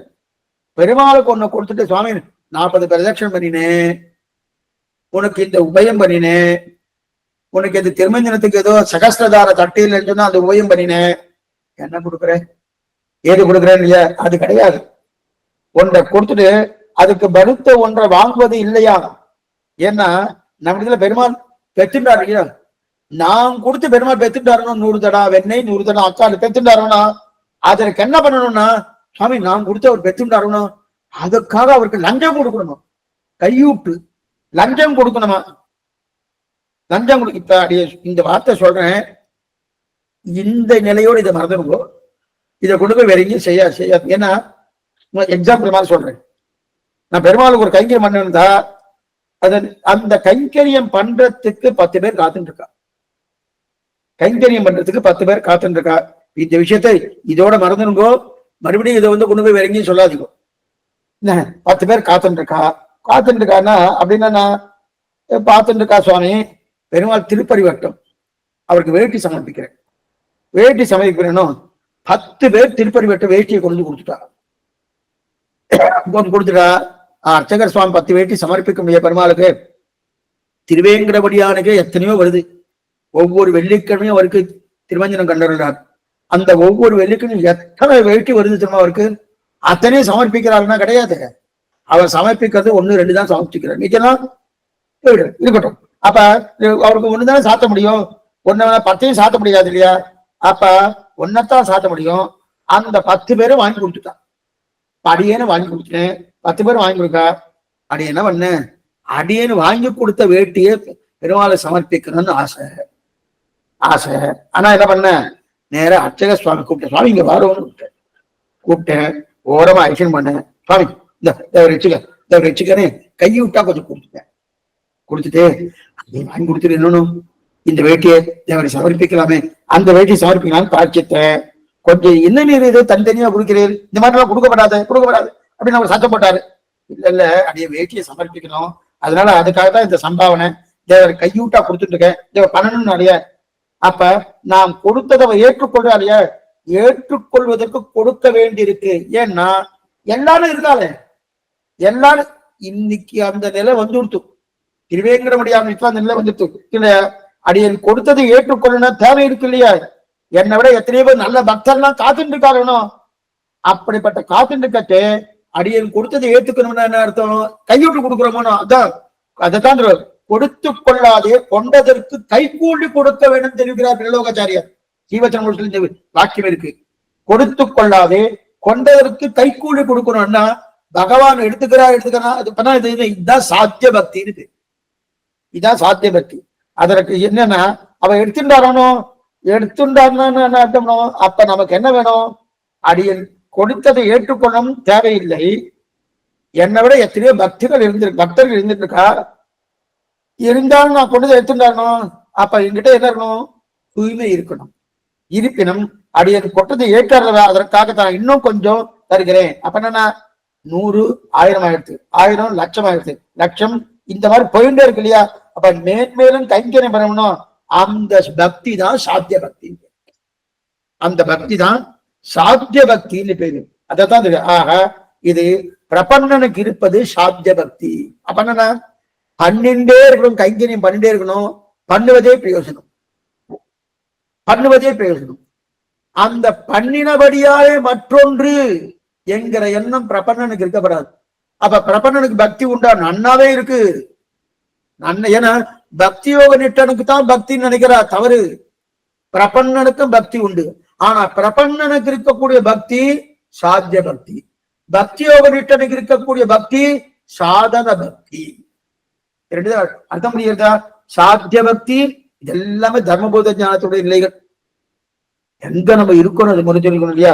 அப்ப இது சாதன பக்தி, சாத்திய பக்தி. கூடவே ஒருத்தர் சாதன பக்தி, அப்ப என்ன பண்ணார், பிரபன்னனுக்கு இருக்கக்கூடிய பக்தி சாத்திய பக்தி, கூடவே ஒருத்தர் சாதன பக்தி இருக்கிறார், அவர் பிரபன்னர் கிடையாது. இப்ப இன்னொரு விஷயம் சொல்றேன், அதே சேர்த்து. அவர் பிரபன்னர் கிடையாது, சாதன பக்தியில் இருக்கார். அவர் முதல்ல சாதனமாகத்தான் ஆரம்பிச்சார், சாதன பக்தியோடு தான் அவர் முதல்ல ஆரம்பிச்சார், அதிலே இருந்துட்டு இருக்கார். ஆனா பண்ண பண்ண பண்ண மெதுவா அவர் மனசு பேச நான் இதை பண்ணிட்டு இருக்கேன், இதை பண்ணிட்டு இருக்கேன், இதை பண்ணிட்டு இருக்கேன், இது பண்ணிட்டு இருக்கிறபடியாலே பகவான் இதை பண்ண போறார், பகவான் இதை பண்ண போறான்னு சொல்லிட்டே இருக்காரு. சொல்லிட்டே இருக்கச்சே பண்ண பண்ண பண்ண இதெல்லாம் பண்ண அவர் மெதுவா பேசுறது.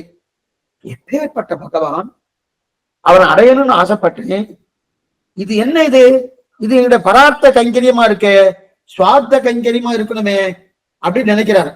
அப்படி நினைக்க செய்து அப்ப என்ன பண்றாருன்னா, சுவார்த்த கைங்கரியம் இருக்கணுமா பரார்த்த கைங்கரியமா இருக்கணுமா? சுவார்த்த கைங்கரியம்னா என்ன ஆனந்தத்திற்காக, பரார்த்த கைங்கரியம்னா பகவானோட ஆனந்தத்திற்காக. நான் என்னமோ பக்தி பண்ணி அவனை அடையணும்னு நினைக்கிறேனே. யார் நினைக்கிறா? பக்தியோக நிஷ்டன். பிரபன்னனை பத்தி முடிச்சாச்சு. பக்தியோகம் நிஷ்டன் என்ன பண்றான், சாதனமா பக்தி பண்ணிட்டே இருக்கான். பண்ண பண்ண பண்ண பண்ண மெதுவா அவர் மனசு பேசவே இருக்கு. என்ன சுவாமி எப்பேற்பட்ட பகவான், அவர் தான் அவரே எல்லாம் பண்றா சொல்லியிருக்காரு. நான் என்னமோ பெரிய இருக்கணும், பெரிய சக்தி இருக்கிற மாதிரி நான் தான் அவரை சாதிக்க போறேன் நினைச்சுட்டு இருக்கேனே அப்படின்னு நினைக்கிறோமோ. அப்ப அது மட்டும் இல்ல, இந்த பக்தி பண்ணி அவர் அடையணும்னு நினைக்கிறோமே, அவருக்கு இருக்கிறவருடைய இனிமையை பார்த்தா அவரே கொடுப்பாரு, கொடுக்க தயாரா இருக்க. நான் எதற்காக இதை பண்றேன், என் பிரயோஜனத்துக்காக பக்தி பண்ண போகிறேனா? என்ன பாருங்க, என் பிரயோஜனத்துக்காக பக்தி பண்ண போறேனா அல்லது பக்தி பண்ணுவதே பிரயோஜனம் என்றதுக்காக பண்ண போறேனா? இந்த ரெண்டு தான் முக்கியம். என் பிரயோஜனத்துக்காக பக்தி பண்ண போகிறேனா அல்லது பக்தி பண்ணுவதே பிரயோஜனம் என்பதுக்காக பக்தி பண்ண போறேனா? இது ரெண்டு முக்கியம். பக்தியே பகவான் கேட்டா ஸ்வயம் பிரயோஜன பக்தின்னு சொல்லப்படுது. கைங்கரியம் பரார்த்த கைங்கரியமே தவிர சுவார்த்த கைங்கரியமே இருக்கப்படாது. கைங்கரியம் பண்ணும் போது ஆனந்தம் பகவானுக்கு தவிர நமக்கு ஆனந்தம் கிடையாது. அப்ப ஆனந்தமே இல்லாம என்ன சொல்லுவாங்க பக்தி பண்றது? ஆனந்தம் உண்டு, பகவத் ஆனந்தத்தை பார்த்து நம்ம ஆனந்தம் உண்டே தவிர முதல்ல நமக்கு ஆனந்தம் கிடையாது.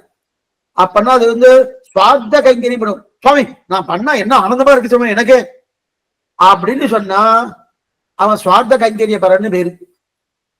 நான் பண்ண அவர் திருமுக மண்டலம் என்னமா ஜொலிக்கிறது சுவாமி, அத்தனை ஜொலிக்கிறது.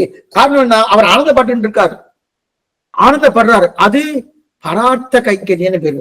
அந்த பரார்த்த கைங்கரியம் தான் இருக்கணுமே தவிர சுவார்த்த கைங்கரியம் இருக்கக்கூடாது. பக்தியை செய்தேன், அதனால் பகவான் நான் அனுபவித்தேன் என்பது கூடாது. பக்தி பண்ண சொன்னேன், பக்தி பண்ணபடியால பகவான் என் பக்தியை பண்ண அவர் அடியேனை அனுபவித்தார் என்பதுதான் பரார்த்த கைங்கரியம்.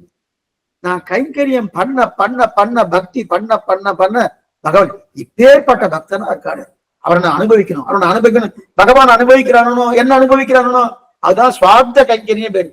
அப்ப அவருக்குத்தான் கைங்கரியம். கைங்கரியத்தில் இன்பம் கூட எனக்கு கிடையாது, இது ரொம்ப முக்கியம். இதுதான் பிரபன்னனுடைய நிலை. கைங்கரியத்தில் இன்பம் கூட எனக்கு கிடையாது, துளி கூட சுவார்த்ததா இருக்கப்படாது. சுவார்த்தம்னா என் ஆனந்தம், என் ஆனந்தம் இருக்கலாமான்னா இருக்கவே படாது. துளி கூட என் ஆனந்தம் இருக்கப்படாது, பகவத் ஆனந்தம் தான் இருக்கணும். அப்ப பரார்த்த கைங்கரியம் தான் இருக்கணும். இந்த தெளிவு என்ன பண்ணுது? இந்த பக்தி நெட்டனு மெதுவா பறக்கிறது. என்ன பண்ணினான்னா, முதல்ல நான் பக்தி பண்ணணும், அப்ப பகவான் முக்தி கொடுப்பாரு, அதனால ஆனந்தப்பட்டு முக்தி கொடுக்காரு. அப்ப நான் என்னுடைய பக்தினாலே அவர் கிருபை தூண்டுறது, இந்த எண்ணத்துலதான் ஆரம்பிச்சான். ஆரம்பிச்சு பண்ண அவனுடைய மனசை நல்லா பிசைய ஆரம்பிச்சு ஒவ்வொன்னா நான் என்ன பண்றது, நான் பண்றது ஒண்ணுமே இல்லையே, அவர் தானே தெளிவா இருக்கார், அவர் தானே பண்ணிட்டு இருக்கா அப்படின்னு இப்ப இந்த தெளிவு பிறக்கிறது. எந்த உடனே என்ன பண்றான்? அப்ப ஆரம்பிக்கும் போது அவன் பண்ணப்பட்ட பக்தி சாதன பக்தி. ஆரம்பிக்கும் போது அவன் பண்ணப்பட்ட பக்தி சாதன பக்தி. ஆனால் பண்ண பக்தி இனிமை நன்னா உள்ளத்துல பிசைஞ்சு கண்ணுல ஜலம் வருது. எப்பேற்பட்டவர் பகவான், அந்த சீவை குண்டநாதன் நமக்காக இறங்கி வந்து கைங்கரித்து ஏத்துக்கிறான்னு கண்ணிலே ஜலம் வருது இல்லையா? நாம் சாதன பக்தியை பண்ணிட்டு இருக்கோம் அப்படின்னு மெதுவா நிலை மாறுறது. மாறினா பகவான் அந்த நிலையை மாற்றி சுயம் பிரயோஜன பக்தி நிச்சயமாக ஆக்கிடுறான். இவன் அதனாலதான் பகவானை சேவிக்க நமக்கே ஒவ்வொரு நிலை மாறுறது இல்லையா? அந்த சுயம் பிரயோஜனம் அப்படின்னு என்ன மாற்றி சுயம் பிரயோக பக்தி நின்று ஆக்குறான். இப்ப இவனும் சாத்திய பக்தின்னு தான் இருந்தான், இப்ப என்ன ஆயிடுச்சு? சாதன பக்தியில முதல்ல இருந்தான், இப்ப பாத்திய பக்தியில் இருக்கான். ஆனா வித்தியாசம் இருக்கு. பிரபன்னனும் சாத்திய பக்தி வந்துட்டான், சாதன பக்தி காரணம் கொஞ்சம் கொஞ்சமா மனசு பேசிட்டு கொஞ்சமா சாத்திய பக்தி வந்துட்டான். என்ன சுவாமி வித்தியாசம்? இப்ப ரெண்டு பேருமே சாத்திய பக்தி வந்துட்டாலும் பிரபன்னனும் ஏற்கனவே பண்ணப்பட்ட பக்தியே சாத்திய பக்தி தான். அத முதலே வரும். பரார்த்த கைங்கரியமே தவிர சுவார்த்த கைங்கரியம் கிடையாது. அவன் ஆனந்தத்துக்காக தான் பக்தி பண்ணுவதே பிரயோஜனம், பக்தியினால் மற்றொன்று கிடையாது. இது பிரபன்னனுக்கு சாத்திய பக்தி. சாதன பக்தி சாத்தியோபாய நிட்டன். அந்த சாத்தியோபாய நிட்டன் என்ன பண்ணா, நான் பண்ணிட்டு இருக்கேன்னு கொஞ்சம் மனசு மாறி சாத்திய பக்திக்கு வந்துட்டான். இப்ப என்ன வித்தியாசம்னா, பிரபன்னனுக்கும் சாத்திய பக்தி தான், சாதன பக்தி நிஷ்டன் சாத்திய பக்தி தான் வந்துருக்கு. ஆனா இவன் ஆரம்பிச்ச பாத வேறு. ஆரம்பிக்கும் போது சாதன பக்தி, அதே முடியும் போது சாத்திய பக்தி. அதே பிரபன்னன் ஆரம்பிச்ச பாதைய வேறு. ஆரம்பிக்கும் போதே சாத்திய பக்தி, முடிவுலையும் சாத்திய பக்தி. அப்ப ஆரம்பித்த பாதை அவனுடைய முயற்சியாலே அந்த பக்தி சாத்தியமாகல. என்ன ஆயிடுத்து? சாதனத்திலிருந்து சாத்தியம் வந்து பகவான் இப்ப தலையில போட்டார். அதுதான் பிரபன்னனுக்கு கிடைச்ச பக்தி. இப்ப அவனுக்கு சாத்திய இந்த சாதன பக்தி காரனுக்கு என்ன வந்துடுத்துன்னா, எவருடைய பிரயத்தனத்தால சாத்திய பக்தி வந்துடுத்து. ஆனா பிரபன்னனுக்கு பகவத் அனுகிரகத்தாலே சாத்திய பக்தி. வித்தியாசம் நல்லா தெரிஞ்சுக்குங்கோ, அதான் பிரதானமா சொல்லிட்டு இருக்கேன். ஏன்னா சாதன பக்தி நிஷ்டன், அதான் சாத்தியோபாய நிஷ்டன். அந்த சாத்தியோபாய நிஷ்டன் தன்னுடைய முயற்சியால பண்ணி பக்தி பண்ற கிடைக்க போறது, பக்தி பண்ண கிடைக்க போறது. இந்த எண்ணத்திலே ஆரம்பிச்சு கொஞ்சம் தன்னை மனசை மாறி சாத்திய பக்திக்கு நிலை வந்தான். ஆனா தன் முயற்சியால வந்திருக்கான், அது சாத்திய பக்தி ஆயிடுச்சு. ஆனா பிரபன்னனுக்கு தன் முயற்சியே இல்லை, பகவத் அனுகிரகம், ஈஸ்வர கிருபை. அந்த கிருபையால் என்ன வந்தது? அந்த கிருபை தள்ள வந்து விட அதுதான் பிரபன்னனுக்கு சாத்திய கிடைத்த பக்தி, சாத்திய பக்தி. ஆனா சாதன பக்தி காரணனுக்கு பகவான் போடல. என்ன பாத்துக்கோ, சாத்திய பக்தி காரணம் என்னன்னா பிரபன்னனுக்கு பகவான் தன்னுடைய கிருபையை இவன் தலையில போட்டிருக்கான். அதே சாதன பக்தி காரனுக்கு பகவான் போடல. இவ இந்த பக்தியை பண்ணி பண்ணி அதனால் மெதுவாக நன்ன மெருகூட்டி ஸ்வயம் பிரகாசமாக போனான். அதனாலும் அது உண்டு. ஆக சாத்திய பக்தி என்றும் அதுவே ஸ்வயம் பிரயோஜன பக்தி என்றும் சொல்வார்கள். இப்ப கொஞ்சம் புரிஞ்சிருக்கும்னு நினைக்கிறேன். சாத்தியம் சாதனம். சாதனம் என்பது பக்தி நிஷ்டனுக்கு, அதாவது சாத்தியோபாய நிஷ்டனுக்கு. சாத்தியம் என்பது என்னன்னா, சாத்தியம்னா என்ன தெரியுமா, இதை கொண்டு சாதிக்க வேண்டியது கிடையாது. சாதனம்னா இதை கொண்டு சாதிக்கணும். இதை கொண்டு சாதிப்பவன் சாதன பக்தி நிஷ்டன். அப்ப சாத்தியம் என்ன, இதுவே பிரயோஜனம், பக்தியே பிரயோஜனம். பக்தியை கொண்டு சாதிப்பதற்கு ஒண்ணும் கிடையாது. பக்தியை கொண்டு சாதிப்பது என்ன, பகவத் முகோல்லாசம், அவ்வளவுதான். அதை தவிர எதுவும் கிடையாது அப்படின்னு தெரிவிக்கிறாரியா. அப்படிப்பட்ட ஸ்வயம் பிரயோஜன பக்தி என்று சொல்றாங்க. இந்த பக்திக்கு தான், இந்த சாதன பக்திக்கு தான் 8 அங்கங்கள். மறுபடியும் அங்கு வரும் 8 அங்கங்கள். ஆனா நாம் எப்பவும் பக்தி பகவானின் அனுகிரகம் கிடைத்த பக்தி. நல்லா பாருங்க, இப்ப நம் பக்தி பிரபன்னனுடைய பக்தி. நம் பக்தின்னு சொல்லும் போது பிரபன்னன் எடுத்துக்கோங்க. ஏன்னா நமக்கெல்லாம் நேர சாத்தியோபாயங்கிற நிலையே கிடையாது. முதல்ல சொரூப விருத்தம், அதெல்லாம் இதுல வரப்போறது இல்லை. ஜனஜனம் நம்மள சொரூப விருத்தம் முக்கியமா பெண்களால பண்ண முடியாது, 4ஆம் வர்ணத்தவர்களால் பண்ண முடியாது. அதனால நமக்கெல்லாம் என்ன இருக்கு, சாத்தியோபாயம் இல்ல, சித்தோபாயம் தான். அப்ப என்னன்னா பிரபன்ன நிலை. பிரபன்ன நிலைன்னா என்னது, பக்தியே என்னது, சாத்தியம். சரி, இப்ப இந்த பகவான் அனுகிரகத்தால கிடைச்ச பக்தி நமக்கு தன்னுடைய முயற்சியாலே கிடைத்த பக்தி யாருக்கு, சாதன பக்தி நிஷ்டனுக்கு அப்படின்னு. இப்ப சரி சுவாமி, இப்ப அஷ்டாங்க உங்க பக்தி பண்றது இருக்கு இல்லையா, அது அதற்கு சில யோக்கியத்தை எல்லாம் வேணும். பார்த்துக்கோ, அஷ்டாங்க யோகம் தான் பக்தி நிஷ்டனுக்கு பார்த்தோமோ. யமம் நியமனம் பிரத்யாகாரம் தாரணம் நியமம் சமாதி எல்லாம் பார்த்தோமோ. அப்ப அந்த நிலை பார்க்கச்சே அதுக்கு சில யோக்கியத்தை வேணும். சாதன பக்தினா யோக்கியத்தை இல்லைன்னா அவளால சாதன பக்தி பண்ண முடியாது. ஏன்னா அவர்கள் அனைவருக்கும் இந்த பக்தி சொல்லப்படலை, அந்த பக்தி சொல்லப்படலை. ஏன்னா அஷ்டாங்க யோகம் பண்ணணும்னாலே தினம் ஒரு பிரश्னம் வேதம் சொல்லணுமோனோ. அப்ப அந்த யோக்கியத்தை இல்லாதவர்களும் இருக்காளே, வேதம் படிக்காதவர்களும் இருக்காளனோ. அப்ப வேதம் படிக்காத இருக்காளனோ, அப்ப அவர்கள் பக்தி வராதா சுவாமி?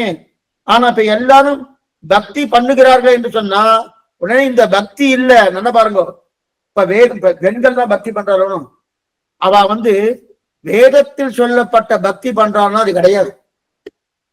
வேதத்தில் சொல்லப்பட்ட பக்தி, ஏன்னா வேதத்தில் சொல்லப்பட்ட பக்தி 3 வர்ணத்தவர்கள் தான் சொல்லப்பட்டிருக்கு.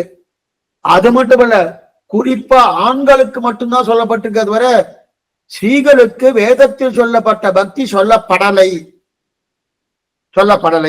சரி, இப்ப பக்தி இப்ப என்ன ஆகுதுன்னா, உடனே இப்ப எல்லாரும் பக்தி பண்றாருன்னு என்ன சொன்னா உடனே இந்த பக்தியிலன்னு தெரியறதும். வேதத்தில் சொல்லப்பட்ட பக்தியில் தங்கைக்குரியது, சாஸ்திரத்தில் சொல்லப்பட்ட பக்தி அல்ல. கீதா பாஷ்யத்தில் சொல்லப்பட்ட பக்தியோ, ஸ்ரீபாஷ்யத்தில் சொல்லப்பட்ட பக்தியோ, வேதாந்த சங்கரத்தில் சொல்லப்பட்ட பக்தியோ இது கிடையாது.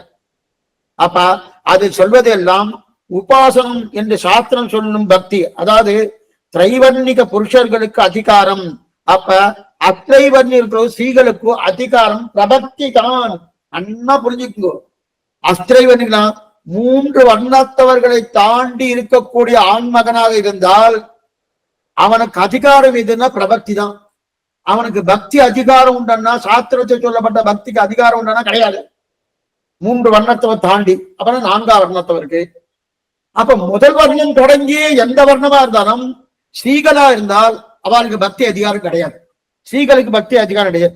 அவளுக்கு என்ன சுவாமி, பிரபக்தி தான் அவளுக்கு பிரதானம், உபாசனம் அவளுக்கு கிடையாது, பிரபக்தி தான் அவளுக்கு பிரதானம். அவ அந்த பிரபக்தியை சொல்லிவிட்டு சாத்திய பக்தி கிடைக்கிறது இல்லையா, அதில் எல்லாருக்கும் அதிகாரம். பிரபக்தியை சொல்லிட்டு பிரபக்தியில சாதன பக்தி கிடையாது, சாத்திய பக்தி. அதனால அந்த இது எல்லாருக்கும் அதிகாரம். அப்பனா ஆண் பெண் மொத்த பேருக்கும் அதிகாரம். 4 வர்ணத்தவர் 4 5 எத்தனை பேர் இருக்காலோ அத்தனை பேருக்கும் அது அதிகாரம். அப்ப சாத்திய பக்தியில் அதிகாரம். ஆனால் சாதன பக்தி என்பது 3 வர்ணத்தவர்களுக்கு மட்டும்தான் அதிகாரம். அதிலும் முக்கியமாக 3 வர்ணத்தவர்கள் ஆண்களுக்கு மட்டும்தான் அதிகாரம். என்ன பண்ணிக்கோ இதெல்லாம் ஏன் சுவாமி திருண்டிக்கன்னா இவ்வளவு தினம் சமம் இருக்கு, நமக்கெல்லாம் பிரபக்தி தான் சொல்ல வர்றாங்க. ஏன்னா சில பேர் பக்தி பக்தி பக்தி சொல்ற, நாங்கெல்லாம் பக்தர்கள். சாஸ்திரத்தில் சொல்லப்பட்ட பக்தர்களா நீங்க முழுக்க ஆரம்பிச்சுவோம். அந்த மாதிரி கிடையாது. எதுக்கு சொன்னா 3 வர்ணத்தவர்கள் ஆண்களுக்கு மட்டும்தான் அதிகாரம். ஆக சாதன பக்தி சாத்திய பக்தி 2 இருக்கு. சாத்திய பக்தி பிரபன்னனுக்கு, சாத்திய பக்தி சாதன பக்தி நிஷ்டனுக்கும் உண்டு. ஆனா அவன் மெதுவாக தன்னுடைய முயற்சியாலே சாத்திய பக்தி வருவதற்குண்டான வாய்ப்புகளும் உண்டன. இப்ப இன்னொரு விதத்திலையும் பக்தியை நம்ம சாதிக்கிறோம். இது வரைக்கும் பார்த்ததுங்க பக்தியை 2ஆ பிரிச்சுட்டோம், சாத்திய பக்தி சாதன பக்தி. இன்னொரு விதம் இப்ப 7, அதாவது இதுல என்ன சொல்றேன்னா எதுன்னா சாதன சப்தகத்தை பத்தி இது சொல்லிக்கிற. சாதன சப்தகம்னு ஒண்ணு இருக்கு, பக்திக்கு இன்னொன்னு இருக்கு. இன்னும் பிரபக்தி நீங்க உடலையா சொல்லி எழுதியிருக்க, சொல்லித்தானே ஆகணும். பக்திக்கு சாதன சப்தகம்னு ஒண்ணு இருக்கு. இப்ப முதல்ல அஷ்டாங்க யோகம்னு பார்த்தோமோ, அது இல்லாம சாதன சப்தகம்னு 7 சொல்லப்பட்டிருக்கு. பக்தி பிறக்கணும்னா சாதனம் 7 சாதனம் எது தெரியுமா? விவேக, விமோக, அபியாச, கிரியா, கல்யாண, அனவசாத, அனுகிரகங்கள் இருக்க. இந்த சாதன சப்தகம்னு பேரு. இந்த சாதன சப்தகத்தை யாரு சங்கராச்சாரியம் எடுத்திருக்கார். அத்வைத்த காரியத்துல இந்த சாதன சப்தத்தை சங்கராச்சாரியம் எடுத்திருக்கார். இந்த சாதன சப்தத்தை அப்ப அப்படின்னா என்ன இருக்குன்னா ஆதிசங்கரரும் ஓகோன்னு பேசியிருக்கார். சாதன சப்தகத்தை விவேக, விமோக, அபியாச, கிரியா, கல்யாண, அனவசாத, அனுகிரகங்கள் அனுகிரஷ்டிகள் பேரு. விவேகம், விவேகம் என்பது என்னென்ன துக்கமான அன்னத்தை தவிர்ப்பது. துக்கமான அன்னத்தை தவிர்ப்பது என்னன்னா ஜாதி துஷ்டமான அன்னம், ஆசிரிய துஷ்டமான அன்னம் 2 உண்டு. அன்னத்துல 2 உண்டு. ஜாதி துஷ்டமான அன்னம், ஆசிரிய துஷ்டமான அன்னம். அப்படின்னா இதப்ப நிறைய அன்னங்கள் இருக்கு. இது மாதிரி வெவ்வேறு அன்னங்கள் இருக்கு. இருந்தாலும் ஜாதி துஷ்டமான அண்ணன் என்ன அர்த்தம்னா ஜாதி துஷ்டமான என்ன சுவாமி அப்படின்னா சத்திரியன் அன்னம், வைசிய அன்னம், சூத்திரன் அது கிடையாது. வெங்காயம், உள்ளி பூண்டு இதெல்லாம் ஜாதி துஷ்டமான அர்த்தம். வெங்காயம், உள்ளி பூண்டு இதெல்லாம் தப்பு. அதனால அதெல்லாம் ஜாத்தியே தப்பு. அதனால அதுக்கு ஜாதி துஷ்டமான அன்னம். ஆசிரிய துஷ்டமான அன்னம் என்ன சுவாமி என்னன்னா இரும்பு பாத்திரம். இரும்பு பாத்திரம் இருக்கு இல்லையா, இரும்பு பாத்திரம் அவ்வளவுதான் எடுத்துக்கல. இரும்பு பாத்திரத்துக்கு கீழே ஒன்னொன்னா வச்சுட்டு இருக்கோம். எவர் சில்வர்னு ஒண்ணு வச்சுட்டு இருக்கோம். அதுக்கு கீழே இன்னைக்கு இண்டாலியம்னு ஒண்ணு வந்துட்டு, அதுக்கு கீழே அலுமினியம்னு இன்னொன்னு வந்துட்டு. இதெல்லாம் பாத்திரத்தை வச்சுட்டு இருக்கோமோ, அதெல்லாம் ஓய்வுபடுத்தலாமா கூடாதா? இன்னைக்கும் நிறைய திருமாளிகளை பித்தளை பாத்திரம், செம்பு பாத்திரம் அதெல்லாம் வச்சிருப்பாரு. வேற மத்தெல்லாம் கல்லு பாத்திரம் உண்டு, மண் சட்டி எல்லாம் உண்டு. மண் சட்டி தாராளமா உபயோகப்படுத்தலாம், கல்லு பாத்திரம் தாராளமா உபயோகப்படுத்தலாம். சில இடத்துல பாத்திரமே தீர்த்தத்தை சேர்த்து வைக்கக்கூடிய பாத்திரமே கல்லா இருக்கும். இவருடைய பாறை இருக்கும், அந்த பாறையை குறைஞ்சு நிறைய தீர்த்தத்துல அது பார்த்தா டேங்க் மாதிரி தெரியும். கல்லாலே பண்ணிச்சு, கருங்கல்லாலே பண்ணிருக்கோம். சில இடத்துல பார்க்கலாம். சில இதுல பழைய திருமாளிகள்லாம் அதை பார்க்கலாம். அதே போல செம்பு பார்க்கலாம், பித்தளையை பார்க்கலாம், வெள்ளி தங்கத்தால தான் பாத்திரம் இருக்க போறதுன்னு வச்சுக்கோங்க. அது நம்ம பெருமாளுக்கு தான் வந்து தங்கத்தால இருக்கக்கூடிய தீர்த்த வட்டல், அதே மாதிரி தங்கத்தால குடம் இருக்கட்டும். அப்படி இருக்க செய்த இதெல்லாம் கூடும். ஆனா இதெல்லாம் இருக்க தவிர இரும்பு குயிலும் உச்சித்தமா இன்னைக்கு இரும்பாலேயே இன்னைக்கு யாகங்கள்லாம் பண்றான். ஓமம் உண்டா இரும்புல விட்டுருது. அவ்வளவுதான் உச்சிதம் இல்லைன்னு சாஸ்திரம் சொல்றது. இதுக்கு சொல்ல வந்தேன்னா இதெல்லாம் இருக்கு. அதெல்லாம் என்னது? இதெல்லாம் என்னது? இதெல்லாம் வந்து ஆசிரிய தோஷம், அதே ஜாதி தோஷம் சொல்லப்படுறது. அடுத்து நிமித்த தோஷம். நிமித்த தோஷம்னா நம்ம சாப்பிட்டுல இருக்கோம், அதுலயே நம்முடைய முடி பட்டு விட்டு வச்சுக்க, மைய முடி பட்டு விடுத்துருக்க, இல்ல புழு ஏதாவது இருந்து வச்சுக்க, இதெல்லாம் இந்த மாதிரி இருந்தா அதுக்கு நிமித்த தோஷம்னு பேரு. நிமித்த தோஷம் உடனே சாப்பிடக்கூடாது. அதுக்கு முடி பட்டாலோ அல்லது வந்து புழு இருந்தாலோ சாப்பிடக்கூடாது. ஜாதி தோஷம், ஆசிரிய தோஷம், நிமித்த தோஷம். ஜாதி தோஷம் என்றது வெங்காயம் உள்ளிக்கொண்டு, ஆசிரிய தோஷம் என்றது பாத்திரங்கள், என்னென்ன பாத்திரங்கள் இதெல்லாம் சொல்றேன் சுவாமி. எங்க வீட்டுல இதுதான் பண்ணிட்டு இருக்கோம்னா அநேகமா எல்லா இடத்துலயும் இப்படிதான் இருக்கு, எழுதி வச்சிருக்கான்னு சொல்லிட்டு இருக்கேன். அதுக்கப்புறம் நிமித்த தோஷனா இதெல்லாம் கூடாது, இது மயிர் பட்டு விட்டு முடி பட்டு விட்டு கூடாது, உணவு சுத்தமா இருக்கணும். இது விவேகம் அப்படின்னு வருது. அடுத்தது விமோகம். விமோகம்னா லௌகீகர்கள் என்னென்ன விஷயத்தை விரும்புவார்களோ அந்த லௌகிக விஷயத்தை பற்றற்று இருப்பது. லௌகீகர்கள்னா சாஸ்திர சம்மதம் இல்லாத ஏதோ அவ தங்களுடைய சரீரத்துக்கு தகுந்தாப்புல தன்னுடைய குடும்பத்துக்கு தகுந்தாப்புல என்னென்ன வேணுமோ அதெல்லாம் கேட்கிறாளோ, சாஸ்திர சம்மதமே இருக்காது. அதெல்லாம் அந்த விஷயத்துல பற்றற்று இருக்கணும், பற்றற்று இருக்கணும். அவர்கள்லாம் ஒரு இடத்துக்கு போய் வம்பு பேசிட்டே இருப்பா. அநேகமா கல்யாணத்துக்கு போயாச்சுன்னு வச்சுக்கேன், அங்கதான் எல்லாரும் ஒருத்தருக்கு ஒருத்தர், அது நண்பர்களாகட்டும் உறவினர்களாகட்டும் எல்லாம் ஒண்ணு பேசிப்பா, தேவையில்லாத ஒன்றெல்லாம் பேசிட்டுப்பா. தனித்து இருப்பதே நல்லது, தனித்து இருப்பதே நல்லது, நல்லது. ஏன்னா பக்தி வரணும்னா தேவையில்லாத விஷயத்திலிருந்து விளக்கணும். அதுதான் என்னது விமூகம்னு பேரு. விளக்கி ஆச்சுன்னா என்னன்னா, அவன் என்ன சொல்லுவா, அவன் என்ன சொல்லுவான், பெரிய ஞானியா தனியா இருக்காரு அப்படின்னு சொல்லுவா. சொல்லிட்டு போட்டோம், ஒன்றும் தவறு கிடையாது, தனியா இருக்கிறது நல்லது. அவர் ஒரு வம்பு பேசுறாள், இதை தனி போல் இருக்குன்னு சொன்னாலும் பரவாயில்ல. அப்படி சொன்னா அந்த மாதிரி அவ சொல்லியாச்சுன்னு அர்த்தம், பக்தியில முன்னேறன்னு அர்த்தம். பக்தியில அதற்குன்னு இந்த மாதிரி எல்லாம் நம்ம பக்தி வந்துட்டுன்னு சொல்ல முடியாது. இருந்தாலும் அவ சொல்றான்றதுக்காக உடனே தப்பா எடுத்துட்டு, ஓ அப்படியா நான் உங்களோட சேர்ந்துக்கிறேன் அப்படின்னு சொல்லிட்டு போயிருந்தா பக்தி இருக்கிற பக்தியும் போயிடும். இது விமோகம்னு பேரு. அதுக்கப்புறம் அபியாசம். அபியாசம்னா பகவத் விஷயத்தை அப்பப்ப சிந்திப்பது, அடிக்கடி சிந்திப்பது. அபியாசம் அபியாசம் பண்ணணும்னு சொல்றாலும் அடிக்கடி சிந்திப்பது. என திரும்ப திரும்ப அபியாசம் பண்றது. சேத்தோர் ஜெயத்வா வாஜவஸ்தோ, இது வேதத்துக்கு. வல்லாண்டு வல்லாண்டு வல்லாயிரத்தாண்டு பல கோடி 100,000 வல்லாண்டு திந்தோல் மணிவண்ணா, திரும்ப திரும்ப சொல்றமானோ, இதுதான் அபியாசம். இந்த அபியாசம் திரும்ப திரும்ப சொல்லணும். அது பெண்களா இருந்தா 4000 சொல்லிக்கலாம். சாஸ்திரம் சொல்வதற்கு அந்த யோக்கியத்தை படைத்தோம்னா வேதத்தையே சொல்லலாம். ஏன் அவளும் 4000 சொன்னாலே இன்னும் உச்சித்தம் தான் தெரிகிறார். அதுக்கப்புறம் ஆக விவேக, விமோக, அபியாச, 4வது கிரியா. கிரியா என்பது என்னன்னா பஞ்சமகா யஜ்ஞம். கிரியான்னா பஞ்சமகா யஜ்ஞம் அப்படின்னா, அந்த பஞ்சமகா யஜ்ஞம் அந்த பிரம்ம யஜ்ஞம், தேவ யஜ்ஞம், பித்ரு யஜ்ஞம், மனுஷ யஜ்ஞம், பூத யஜ்ஞம்னு 5. இதான் பஞ்சமகா யஜ்ஞம். பூத யஜ்ஞம்னு என்னது, இதை விடாம பண்ணணும். பூத யஜ்ஞம்னு என்னது, ஜீவராசிகளுக்கு சோறுபடுது. ஏன்னா நாய் இருந்ததுன்னா நாய்க்கு, இலக்கு நாய் கிடுங்கி நீரே, நாய் இருந்தா நாய்க்கு சோறு போடலாம். இல்ல வெளியில ஏதோ எறும்புகள் புழு பூச்சி எல்லாம் இருக்கணும், கோழி இதெல்லாம் இருக்குமானோ அதுக்கெல்லாம் சோறு போடலாம். அதான் பூத யஜ்ஞம்னு பேரு. ஒரு பிடி அன்னத்தை கையில வாயில போட்டு எறும்பு முதலாக போடலாமானோ அது பூத யஜ்ஞம். மனுஷ யஜ்ஞம்னா மனுஷர்களுக்கு துவாதசி அன்னைக்காவது ஒரு சோறு பண்ணும் அப்படின்னு ஜாகிரதா சொல்லியிருக்கேன். ஏகாதசி அன்னைக்கு கிடையாது, போட்டவாளுக்கும் தோஷம், வாங்கினவாளுக்கும் தோஷம். துவாதசி அன்னைக்காவது ஒரு படியா போடணுமோனோ. அது மாத்திரமல்ல, சாதாரணமா என்ன சொல்லியிருக்குன்னா, நம்ம திருவாராதனை நித்தியம் பண்ற போனோம், நித்தியம் திருவாராதனை பண்ணி முடிச்சதுக்கு அப்புறம் ஒரு 20 நிமிஷமா நம்ம காத்துட்டு இருக்கணுமோ, யாராவது ஸ்ரீ வைஷ்ணவ வராளா அந்த அவளுக்கு கொடுத்துட்டு நம்ம சாப்பிடணும் அப்படின்னு காத்துட்டு இருக்கணும். அதுதான் அதித்தி சஸ்காரியன்னு பேரு. காத்துட்டு இருந்து பண்ணணுமா, அவர்களுக்கு சோறு விட்டுத்தான் நம்ம சாப்பிடணும் அப்படின்னு தெரிவிக்கிறது இல்லையா. ஆக இது மனுஷ யஜ்ஞம். அப்ப பூத யஜ்ஞம் என்றது பிராணிகளுக்கு ஜீவராசிகளுக்கு சோறு போடுறது. மனுஷ யஜ்ஞம் என்றது வரக்கூடிய ஸ்ரீ வைஷ்ணவாளுக்கு அன்னம் விடுவது. பிரம்ம யஜ்ஞம்ன்றது தினப்படி ஒரு பிரஷ்னம் வேதமா சொல்றது. சுவாமி நாங்க வேதம் சொல்றது இல்லை, ஏன்னா பண்ணு 4000 சொல்லு, என்ன சொல்லணும், பல்லாண்டு சொல்லு, திருப்பாவை சொல்லு, அதே மாதிரி இருக்கக்கூடிய நாச்சியார் திருமொழி சொல்லு, திருவாய்மொழி சொல்லு, என்ன வேணா சொல்லணும். பெண்களும் சொல்லணும், சர்வனும் அதிகாரிகள் இல்லையா அப்படின்னு தெரிவிக்கிறது. இது என்னது, இது பிரம்ம யஜ்ஞம்னு பேரு. பித்ரு யஜ்ஞம்னா தர்ப்பண காலத்துல என்னென்ன தர்ப்பணம் பண்ணணுமோ அதெல்லாம் பண்ணணும்.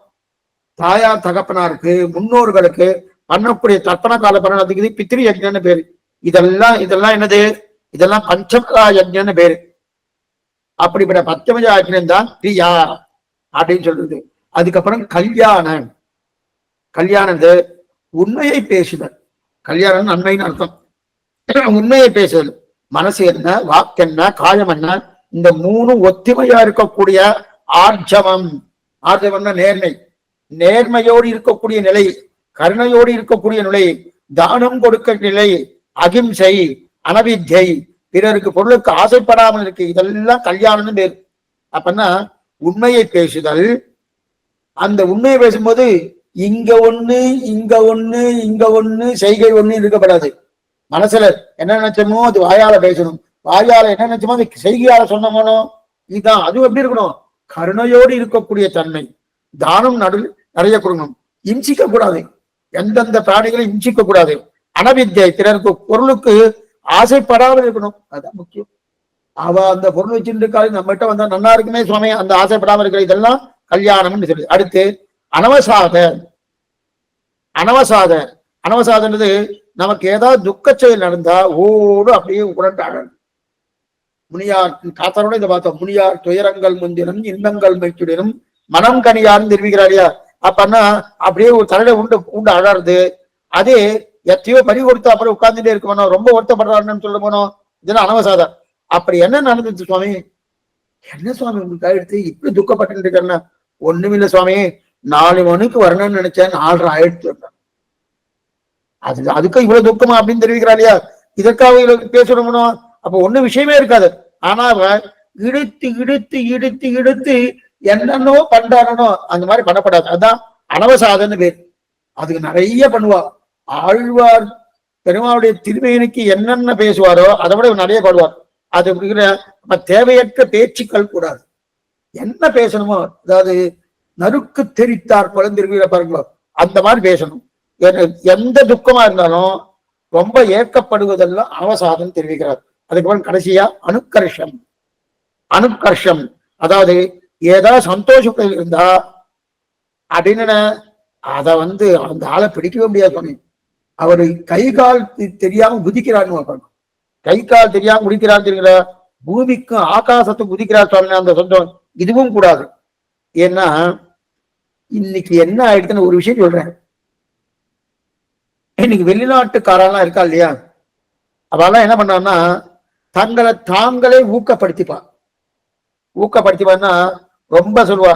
அவ கிட்ட ரொம்ப தூரம் எல்லாம் நம்ம சொல்ற மாதிரி பகவானை சேவிக்கு வருதோ, 4 ஸ்ரீ வைஷ்ணவ கலந்து இருக்கிறதோ, அவர்கிட்ட நாம சங்கீர்த்தனம் பண்ணுவதோ, அல்லது பகவத் தியானம் பண்ணுவதோ, அல்லது யாத்திரை போனா யாத்திரையில ஆழ்வாராச்சாருடைய ஸ்ரீசக்திகளை சொல்வதோ, இதெல்லாம் அவளுக்கு தெரியாது. அவ்வளவு தூரம் இருக்காது.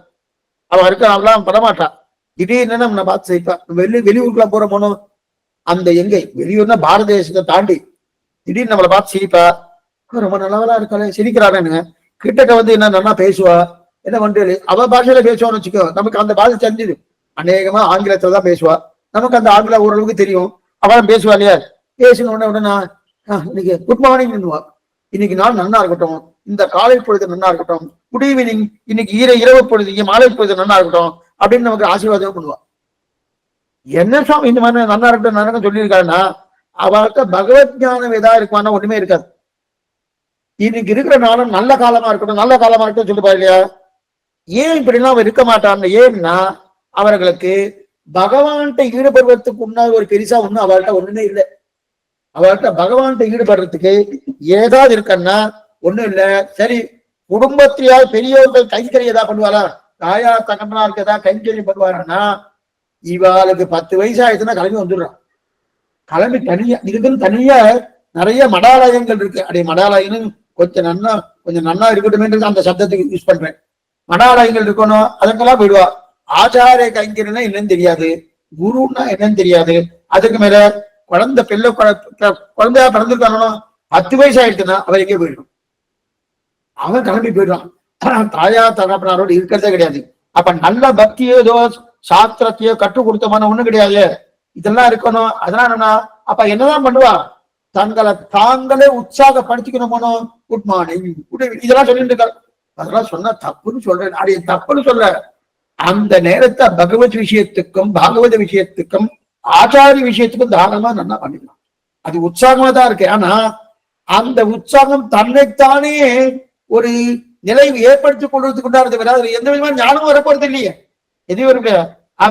அதெல்லாம் பார்க்கறது என்ன வரும், கொஞ்சம் கொஞ்சமா நிர்வேதம்.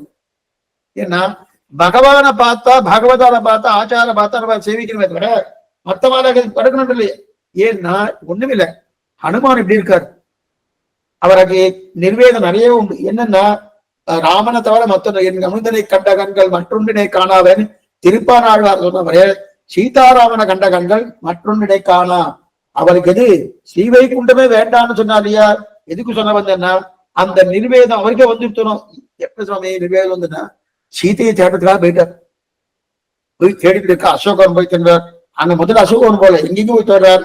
போயிட்டு இருக்கு ஒவ்வொரு மரக்கலையில உட்காந்து யோசிக்கிறார். என்ன எனக்கு என்ன இவ்வளவு தூரம் வந்து விட்டேனே, ராம கைங்கிறதுக்கு தான் வந்திருக்கேன், இன்னும் சீதையை கிடைக்கலையேன்னு எங்கெங்கயோ ராவணனுடைய அரண்மனையெல்லாம் போய் பாக்குறாரு. எந்தெந்த பெண்களோ படுத்துட்டு இருக்கா அங்கெல்லாம் போய் பார்த்துட்டு இருக்காரு. ஓ இது என்ன இந்த மாதிரிலாம் பார்த்துட்டு இருக்கேன், நாம இதுக்காக பிறந்தோம். அவர் என்ன நைட்டுக்கு பிரம்மச்சாரின் பேரு, இதுக்காக பிறந்துட்டு இருக்கோம், இப்படி போய் பார்த்துட்டு இருக்கேன் பாருங்க, யாரையே பார்த்துட்டு இருக்கோம், எப்படியோ இருக்குமே அப்படின்னு சொல்லிட்டு நேர வந்தார். வந்து கண்ணை மூடி தியானம் பண்ண ஆரம்பிச்சார். தியானம் பண்ண ஆரம்பிச்சு நமக்கெல்லாம் தியானம் பண்ண ஆரம்பிச்சு எத்தத்தையோ வரும், ஏதோ ஞாபகம் வரும். அவர் தியானம் பண்ண ஆரம்பிச்சு ராமன் தான் வந்தார். அப்பனா இன்னும் நமக்கு ராமன் கைவிடல, நமக்கு ராமனுடைய சந்நிதி பூர்ணமா இருக்குன்னு தன்னை தானும் தட்டி கொண்டு மேற்கொண்டு அவருக்கு உற்சாகம் அடைந்தா இல்லையா? ஒண்ணுமே இல்லை. இந்த மாதிரி சங்கத்தியெல்லாம் நமக்கு வந்து ஒண்ணுமே பண்ண வேண்டாம். சிமதே ராமானுஜாய நமக. ராம் ராம் ராம் ராமநாம ஸ்ரீராம ராம ராமேதி ரமே ராமே மனோரமே சகசிரநாம தத்துல்யம் ராமநாம வரான்னு ராமநாமத்துக்கு தவிர மேல் எதுவும் மந்திரம் கிடையாது சொல்கிறார். அதே மாதிரி உய்ய ஒரே வழி உடையவர் திருவடின்னு சொல்லுகிறார் இல்லையா? அதெல்லாம் தியானம் பண்ணினா இது எப்பொழுதும் எதிராதன் வடிவடகு என் இதயத்து உள்ளதால் இல்லை எனக்கதில் இல்லை எனக்கதில் இல்லை எனக்கதில் சொல்லுகிறார் இல்லையா? அந்த உற்சாகம் குறையாம இருக்கணும்னா இந்த பகவத் தியானம் என்ன, பாகவத தியானம் என்ன, ஆச்சாரிய தியானம் என்ன, இதை தனிந்தாலே குடிக்கிறார் இல்லையா? அதிகம் சொல்ல ஓகோடு சந்தோஷத்துல குதிக்கப்படாது, ஓகோடு துக்கத்திலையும் குதிக்கப்படாது. அதுதான் சாதக சப்தகம்னு சொல்றோம். இதெல்லாம் எதுக்கு சொல்ல வந்தேன்னா இந்த சாதக சப்தம் சொல்லப்படுகிற இந்த 7 சாதனத்தை பண்ணினா பக்தி பெறப்பது. சரி, முதல்ல அட்டாங்க யோகம்னு சொல்றது. ஆமா, அதுவும் உண்டு. 7 சாதனத்தை தான். இந்த பக்தி எப்படி இருக்கும்னா பண்ண பண்ண பண்ண இது அர்ஜுனனுக்கு சொல்லிட்டு இருக்கான் கண்ணன், ஏ அர்ஜுனா, இந்த பக்தியை நீ பண்ண பண்ண பண்ண என்ன தெரியுமாகும், என்ன உன் கண் முன்னாடி கொண்டு வந்து நிறுத்துறது அர்ஜுனா. இந்த பக்தி நீ பண்ணிட்டேன்னு வச்சுக்க, என் கண்முனே பிரத்யட்சமா நீ பார்த்தாப்புல இருக்கும். தரிசன சமானாகாரம் அப்படின்னு சொல்லுவீரா, தரிசன சமானாகாரம் சொல்லுவா. இந்த பக்தியை பண்ணினா நான் எங்கிருந்தாலும் உன் கண் முன்னாடி வந்து நிற்கிறேன் அர்ஜுனா. எங்கிருந்தாலும் கண் முன்னாடி நிற்கிறேன், பிரத்யட்சமா உன்னை நிறுத்தியே காட்டும். இதுதான் உனக்கு உபதேசம் தெரிவிக்கிறாரியா, இதுதான் உனக்கு உரிய தர்மம்னு தெரிவிக்கிறாரியா. அப்ப பண்ணுவதற்கு ரொம்ப சுகமா இருக்கும். இந்த பக்தி பண்றதுக்கு சுகமா இருக்குமா? பிரபன்னனுக்கு சுகம் கிடையாது. பிரபன்னனுக்கு பகவானே உபாயம் தான் சுகம் இருக்கட்டும், அப்படி சுகமா இருக்கும். இதை கடைசி நாள் வரையும் பண்ணணும்னாரு. அப்ப பக்தி தொடரணும். சரி, கடைசி நாள் வரைக்கும் பக்தி தொடரணுமா? தொடரணும்னா ஸ்ரீவைகுண்டம் தொடருமா சுவாமி? அங்கேயும் தொடரும். ஸ்ரீவைகுண்டத்திலும் பக்தி தொடரும், இங்கேயும் தொடரும். ஆனா ஒவ்வொரு நாளும் ஒவ்வொரு வேலையும் பக்தி பண்ணணும் இல்லையா? எதுவரையில் பக்தி பண்ணணும் சுவாமி? அச்சராதி கதி மார்க்கத்துல போறோம் பிராணிக்கிற வரைக்கும் பக்தி பண்ணி இருக்கோம். அது வரைக்கும் இடவிடாமல் பக்தி செய்யணும். அப்ப மோட்சம் போன பிறகு பக்தி தொடருமா சுவாமி? இது சொல்லுங்க. மோட்சம் போன பிறகு பக்தி தொடருமானா அவர் வாயினால் பாடி மனத்தினால் சிந்திக்க தூமலர் போவி பொழுது இதெல்லாம் கொண்டணும். இதெல்லாம் அங்க உண்டா? மோட்சம் போன பிறகு பக்தி தொடருமானா தொடரும். அப்ப என்ன சுவாமி, அந்த பக்தி என்னமா இருக்கும்? சாத்தியமா இருக்கும், பிராபியமாக இருக்கும். ஆனா பிராபகமாக சாதனமாக இருக்காது.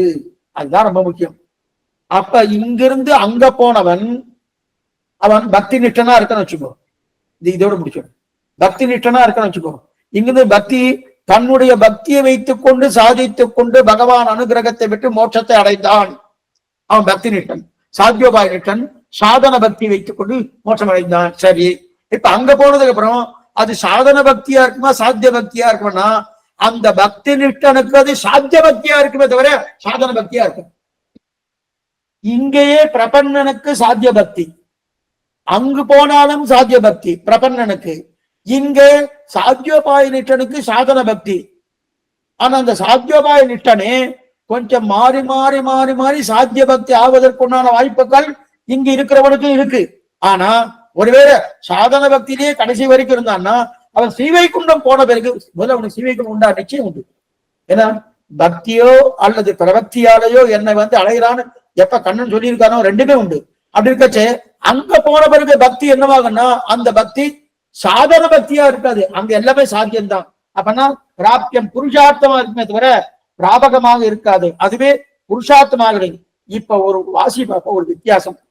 என்ன வித்தியாசம்? என்ன வித்தியாசம்னா பக்தனுக்கும் பிரபன்னனுக்கும் வேறுபாடு என்ன? ஆச்சரியமான விஷயம். பக்தனுக்கும் பிரபன்னனுக்கும் இருக்கக்கூடிய வேறுபாடுன்னு இது வேணும் சுவாமி. ஏன்னா பக்தி பண்ணா என்ன, பிரபக்தி பண்ணா என்ன, என்ன வேறுபாடுன்னு நாளை தினம் பார்ப்போம். நாளை சாயங்காலம் பார்ப்போம். ஆழ்வார் எம்பெருமானாட்டிய திருவிலேசனம், ஆச்சாரியன் திருவிலேசனம், பாகவதால் திருவடிகளே சரணம். நாளை கார்த்தா காட்சம் உண்டு ஸ்ரீமத் பாகவதம். அதே போல இப்ப ஏதாவது சந்தேகம் இருந்தா அவசியம் கேட்கும்படி பிரார்த்திக்கிறேன்.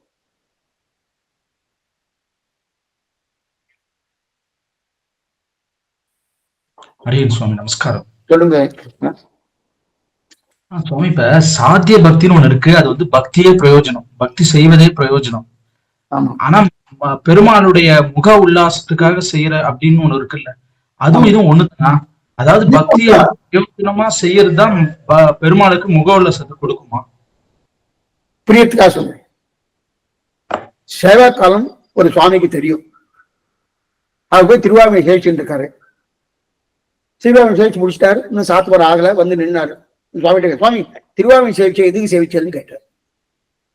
அவன் சேவை சேவிக்கணும்னு சேவிச்சாரு. அதுதான் சுவாமி, திருவாரூரை சேவிச்சா என்ன பலன் கிடைக்கும்னு நினைச்சிட்டு சேவிச்சேன் அப்படின்னு கேட்டார். பலனா? சேவிப்பதே பலன். சேவிப்பதினால் மற்றொரு பலன் கிடையாது. இதுதான் சாத்தியம். புரியுறதா? அது புரியுது சுவாமி. பட் முக உல்லாசம்ன்றது நம்ம பலவனா இருந்துட்டனா பகவானுக்கு ஆனந்தம் கிடைக்கிறது. நான் இதை சேவிச்சு இன்னொன்னு கேட்டேன்னா வியாபாரம் ஆயிடுறது. எனக்கே தன்னை தந்த கற்பகம், பகவான் கற்பக விருட்சம், எது வேணாலும் கொடுக்குறான். அவனே கொடுக்கறதுக்கு தயாரா இருக்கான். அப்படி இருக்கச்சே அவன்கிட்ட போயிட்டு நான் இதை பண்ணினேன், நீ இதை கொடுக்குறியான்னா, நீ என் சொத்தாச்சே, நான் உன்னை ரட்சிக்க வேண்டியது என் பொறுப்பாச்சே, நீ என்ன தகப்பனார்கிட்ட பார்த்துட்டு, தகப்பனாருக்கு அவர் தானே ஸ்கூல் பள்ளிக்கூடத்துக்கு என்னென்ன பாடங்கள் என்னென்ன புஸ்தகம் எல்லாம் வாங்கி கொடுக்கணும், யூனிஃபார்ம் வாங்கி கொடுக்கணும், எனக்கு அன்னம் கொடுக்கணும், எல்லாமே அப்படிதான் பண்ணணும். ஒரு பிள்ளையாட என்ன பண்ணா, காத்தால எழுந்தான். தகப்பனார் அவர் எழுதி நித்தியானுஷ்டானம் முடிச்சுட்டு 7:30 மணிக்கு வந்தார். அந்த பிள்ளை போய் அவங்க வீட்டு சேவிச்சான். சேவிச்சுட்டு, தகப்பனாரு நீதான் எனக்கு தகப்பனார், நீதான் நான் ரட்சிக்கணும், நானு நீ சொல்றதெல்லாம் பண்ணிட்டு இருக்கேன், என்னென்ன வேணும் உனக்கு, என்னென்ன உதவி வேணும் பண்ணிட்டு இருக்கேன், இதெல்லாம் பண்றேன் அதெல்லாம் பண்றேன், உனக்கு நிறைய உதவி பண்றேன், அதெல்லாம் பண்ணிட்டு இருக்கிறபடியால நீ என்னை ரட்சிக்கிறேயா கேட்டா என்ன அர்த்தம்? ஒண்ணு கொடுத்து ஒண்ணு வாங்குற. கரெக்ட். தகப்பனார்ட்ட பதில் அது மாதிரி கேட்கலாமா? இல்ல. சரி, அவர் இந்த ஜென்மால தகப்பனார். என்னைக்கும் தகப்பனார் யாரு? ஸ்ரீமன் நாராயண். அப்ப நாம பண்ணுவதே பிரயோஜனம். தகப்பனார் தீர்த்தம் கேட்டார், நான் தீர்த்தம் கொண்டு வந்து கொடுத்தேன், நாளைக்கு பீஸ் கட்டுறியோனோ, எனக்கு உனக்கு பிரதட்சணம் பண்ண, எனக்கு மோட்சம் கொடுக்குறியா? எப்படி இருக்கு வியாபாரம்? சொல்றேன். திருலோகாச்சாரியமா எடுத்திருக்காரு சுவாமி. அப்படின்னா செய்யக்கூடாதுன்னு அர்த்தமா? இப்ப ஒண்ணுமே பக்தியே செய்யாம இருக்குவாரு, ஏதோ ஒரு பலனுக்காக செய்யணும். அந்த பக்தி சாதனமாக அல்ல, சாத்தியமாக.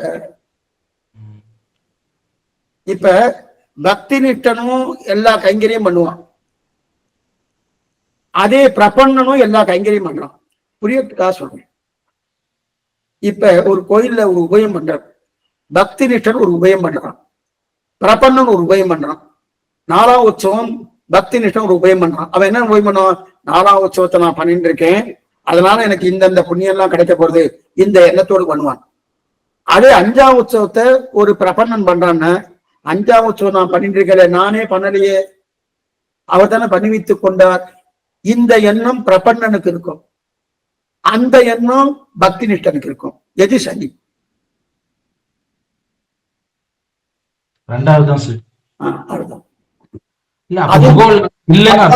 அந்த பக்தியே சாதனம் ஆக்கல, சாத்தியம். சுவாமி, அப்ப சாதன பக்தி வந்து பெருமாளுக்கு முகோல்லாசத்தை கொடுக்காதா? முகோல்லாசத்தை சாத்திய பக்தியில கொடுக்கறா போல கொடுக்காது. சாத்திய பக்தியில கொடுக்க. அப்புறம் இப்ப புரியத்துக்காக இதே எக்ஸாம்பிள் சொல்றேன். இந்த பிள்ளையான என்ன பண்ணா, தீர்த்தத்தை கொண்டு வந்து தகப்பனாட்டு கொடுத்துட்டு, தகப்பனாரு நான் தீர்த்தம் கொடுத்துருக்கேன், எனக்கு பீஸ் கட்டுறியா, எனக்கு யூனிஃபார்ம் வாங்கி கொடுக்குறியா சொல்லியாச்சுன்னா வாங்கி கொடுக்காம இருக்க வர வாங்கி கொடுப்பார். ஆனா தீர்த்தம் கொண்டு வந்து கொடுத்ததே பிரயோஜனம் என்கிற எண்ணத்தோடு இந்த பிள்ளையான கொண்டு வந்து கொடுத்தான்னா அவருக்கு ஆனந்தம் அதிகமா இருக்கும். கொண்டு வந்து கொடுத்துருக்கேன், உனக்குதான் பண்ணியிருக்கேன் இல்லையா, நீ எனக்கு பண்ணணுமே அப்படின்னு கொடுத்தாச்சுன்னா அந்த ஆனந்தம். அப்ப பண்ண மாட்டாரு, பண்ணுவார். ஆனா அந்த ஆனந்தம் எப்படி இருக்கும்? கம்மியா இருக்கும். நான் நீ என் சொத்தாச்சேடானா உனக்கு பண்றதுக்கு நான் காத்துட்டு இருக்கேன், என் பிள்ளை நீ, என் பிள்ளைக்கு நான் தானே பண்ணியாகணும் என்கிற எண்ணம் தகப்பனாருக்கு பரிபூர்ணமா இருக்கு. அப்படி இருக்கச்சு இவரு நினைக்கிறாரு, ஓ நான் பண்றபடியால பண்றான் போல நினைச்சாச்சுன்னா அவர் தான் நினைச்சு இந்த சொத்துன்னு நினைச்சிட்டு இருக்காரு. நாம தான் நினைக்கிறது இல்ல. நாம இப்ப நமக்கு திருவந்திரம் தெரிஞ்சாதான் நம்ம சொத்துன்னு நினைக்கிறோம். என்னைக்கும் சொத்துன்னு நினைக்கிறது அவர் தான். அவர் விட்டுட்டு விடவே மாட்டார். அவர்கிட்ட போய் நான் இதை பண்ணினா அதை கொடுக்குறிய, வியாபாரம் பேசலாமா, பேசினா அது சாதனம். பகவத்கீதால ஸ்ரீகிருஷ்ணர் வந்து இந்த சாதன பக்தியும் சொல்லியிருக்காருல்ல. அப்போ சாதனத்தை தான் பிரதானமா சொல்லியிருக்காரு. நான் சொல்லிடுறேன். ஏன் சாதனத்தை தான் பிரதானம் சொன்னார்னா, அர்ஜுனன் சத்திரியன், அவனுக்கு சுவாதந்திரத்தை விடுறதுக்கு அவனுக்கு மனசு வராது. பாரதந்திரத்தை வர்றதுக்கு அவனுக்கு மனசு வராது. சத்திரியன் ஆனபடியாலே என்னால முடியும், நான் சாதிப்பேன் அப்படின்னா பிரபன்னன்னு சொல்லியாச்சுன்னா அவன் எடுத்துப்பானா, எடுத்துக்க மாட்டான். யாராருக்கு என்னென்ன வேணுமோ அதை கொடுக்குறார். அப்போது ஒரு சிந்தை செய்தே அதை கொடுக்கறதுக்கு தான் கண்ணன் இருக்காரு தவிர, ஓ எல்லாருக்குமே பிரபக்தியானா இல்ல. எல்லாரும் பிரபன்னனா ஆயிட்டா நல்லதுதான். எத்தனை பேர் சுவாதந்திரத்தை விடுவா? நான் என்கிற அகங்காரம் மமகாரம் விட்டவன் லோகத்துல ரொம்ப குறைச்சலதான் இருப்பான். அவாதான் பிரபக்திக்கு வருவா. அவளுக்காக அந்த பக்தி இருக்கணும். இப்ப அவளை விட்டுவிட முடியுமா? சுவாமி அவரு அகங்காரம் மமகாரத்தை விடல, அதனால அவள மோட்சம் போக முடியாதுன்னு சொல்ல முடியுமான்னா கருதலையா போயிடுவான், நாஸ்திகனா போயிடுவான். அப்ப நாஸ்திகனா போக விடாம இருக்கணும்னா அவன் இருக்கிற நிலைக்கு தகுந்தா போல ஒரு உபாயம் சொல்லணும். அந்த உபாயம் எனக்கு உச்சிதம் இல்லைன்னாலும் கொஞ்சம் உச்சிதமா இருக்கு, சரி காட்டும்.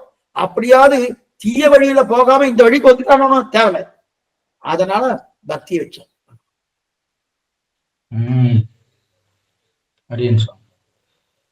சுவாமி அதே மாதிரி ஆத்மாவுடைய ஸ்வரூபம் சாத்திய பக்தியா? ஆத்மாவுடைய ஸ்வரூபம் பகவான் சேஷி, நான் சேஷபூதன். அப்படி இருக்க அவன் ஆனந்தத்துக்கான அங்க சாத்தியம் தானே வரும், சாதனம் வராத. அப்ப எந்த ஆத்மாவும் இந்த லீலா விபூதியை தாண்டி அர்ச்சராதி மார்க்கம் வழியா போய் ஸ்ரீவைகுண்டம் நித்திய விபூதிக்கு போனதுக்கு அப்புறம் அந்த ஸ்வரூபம் தான் மிளிரும். அந்த ஸ்வரூபம் சாத்திய பக்தியா இருக்கு. அங்க எல்லாருமே இங்க பக்தி சாதனமா செஞ்சவா கூட, இங்க சில பேர் சாதனமா இருப்பா, சில பேர் சாத்தியமா இருப்பா. ஆனா அங்க போனவா எல்லாருமே சாத்தியம்தான், அங்க சாதனமே கிடையாது. கிடையாது. ஏன்னா அங்க ஆத்மா தான் சொரூபத்துல இருக்கும். ஆமா, தன் சொரூபத்துக்கு வந்துடுறது.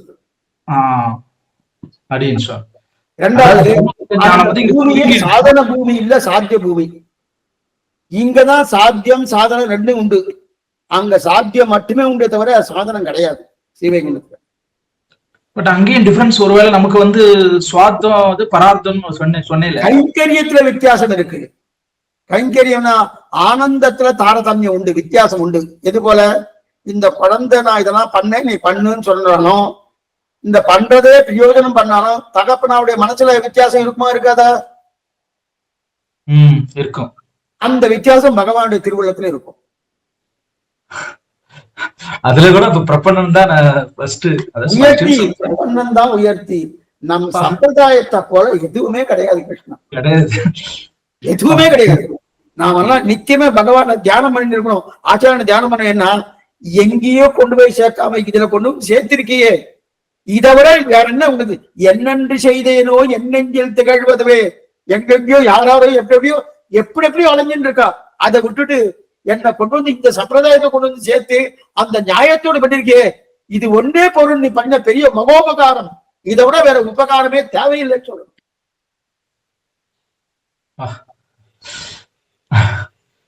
அடியேன் சுவாமி ரொம்ப ரொம்ப ரொம்ப சொல்லுவாரு. நம்ம குரு பரம்பரை தான் நம்ம ரொம்ப வச்சுக்கணும் போல இருக்கு. அதான் ஜப்தவியம் குரு பரம்பரையும் துவயம். கடைசியில் அங்கதான் போகுது. நம்ம ஆச்சாரனுக்கு தான் நம்ம கிருதஜ்ஞை தெரிவிக்கணும். உண்மைதான் சுவாமி, உண்மைதான் உண்மைதான். இதெல்லாம் எதுவுமே தெரியாம பஞ்சசம்ஸ்காரமும் பண்ணிக்கிட்டு ஒரு காலக்ஷேபம் மூலமா ஒரு ஞானாச்சாரியர் மூலமா நம்ம இதெல்லாம் தெரிஞ்சுக்கிறோம். ஆனா இதுக்கு முன்னாடியே அவன் நம்மள சூஸ் பண்ணி இந்த சம்பிரதாயத்துக்குள்ள போட்டு சேர்த்திருக்கான். அவன் கொண்டு வந்து சேர்க்கணும். நம்ம எங்கேயோ அலைஞ்சுட்டு இருப்போமே, இன்னும் எத்தனை ஜென்மா தெரியாது. இது வரைக்கும் கோட்டான மோட்ச பாதைக்கு கொண்டு வர்றது மட்டும் இல்ல, அதுல பெஸ்ட் பாத்துன்னு சொல்ற அந்த சம்பிரதாயத்தை சேர்த்திருக்கானோ அதுதான் பெஸ்ட். பெருங்கருணை சுவாமி, பெருங்கருணை. அடியேன் அடியேன் சுவாமி.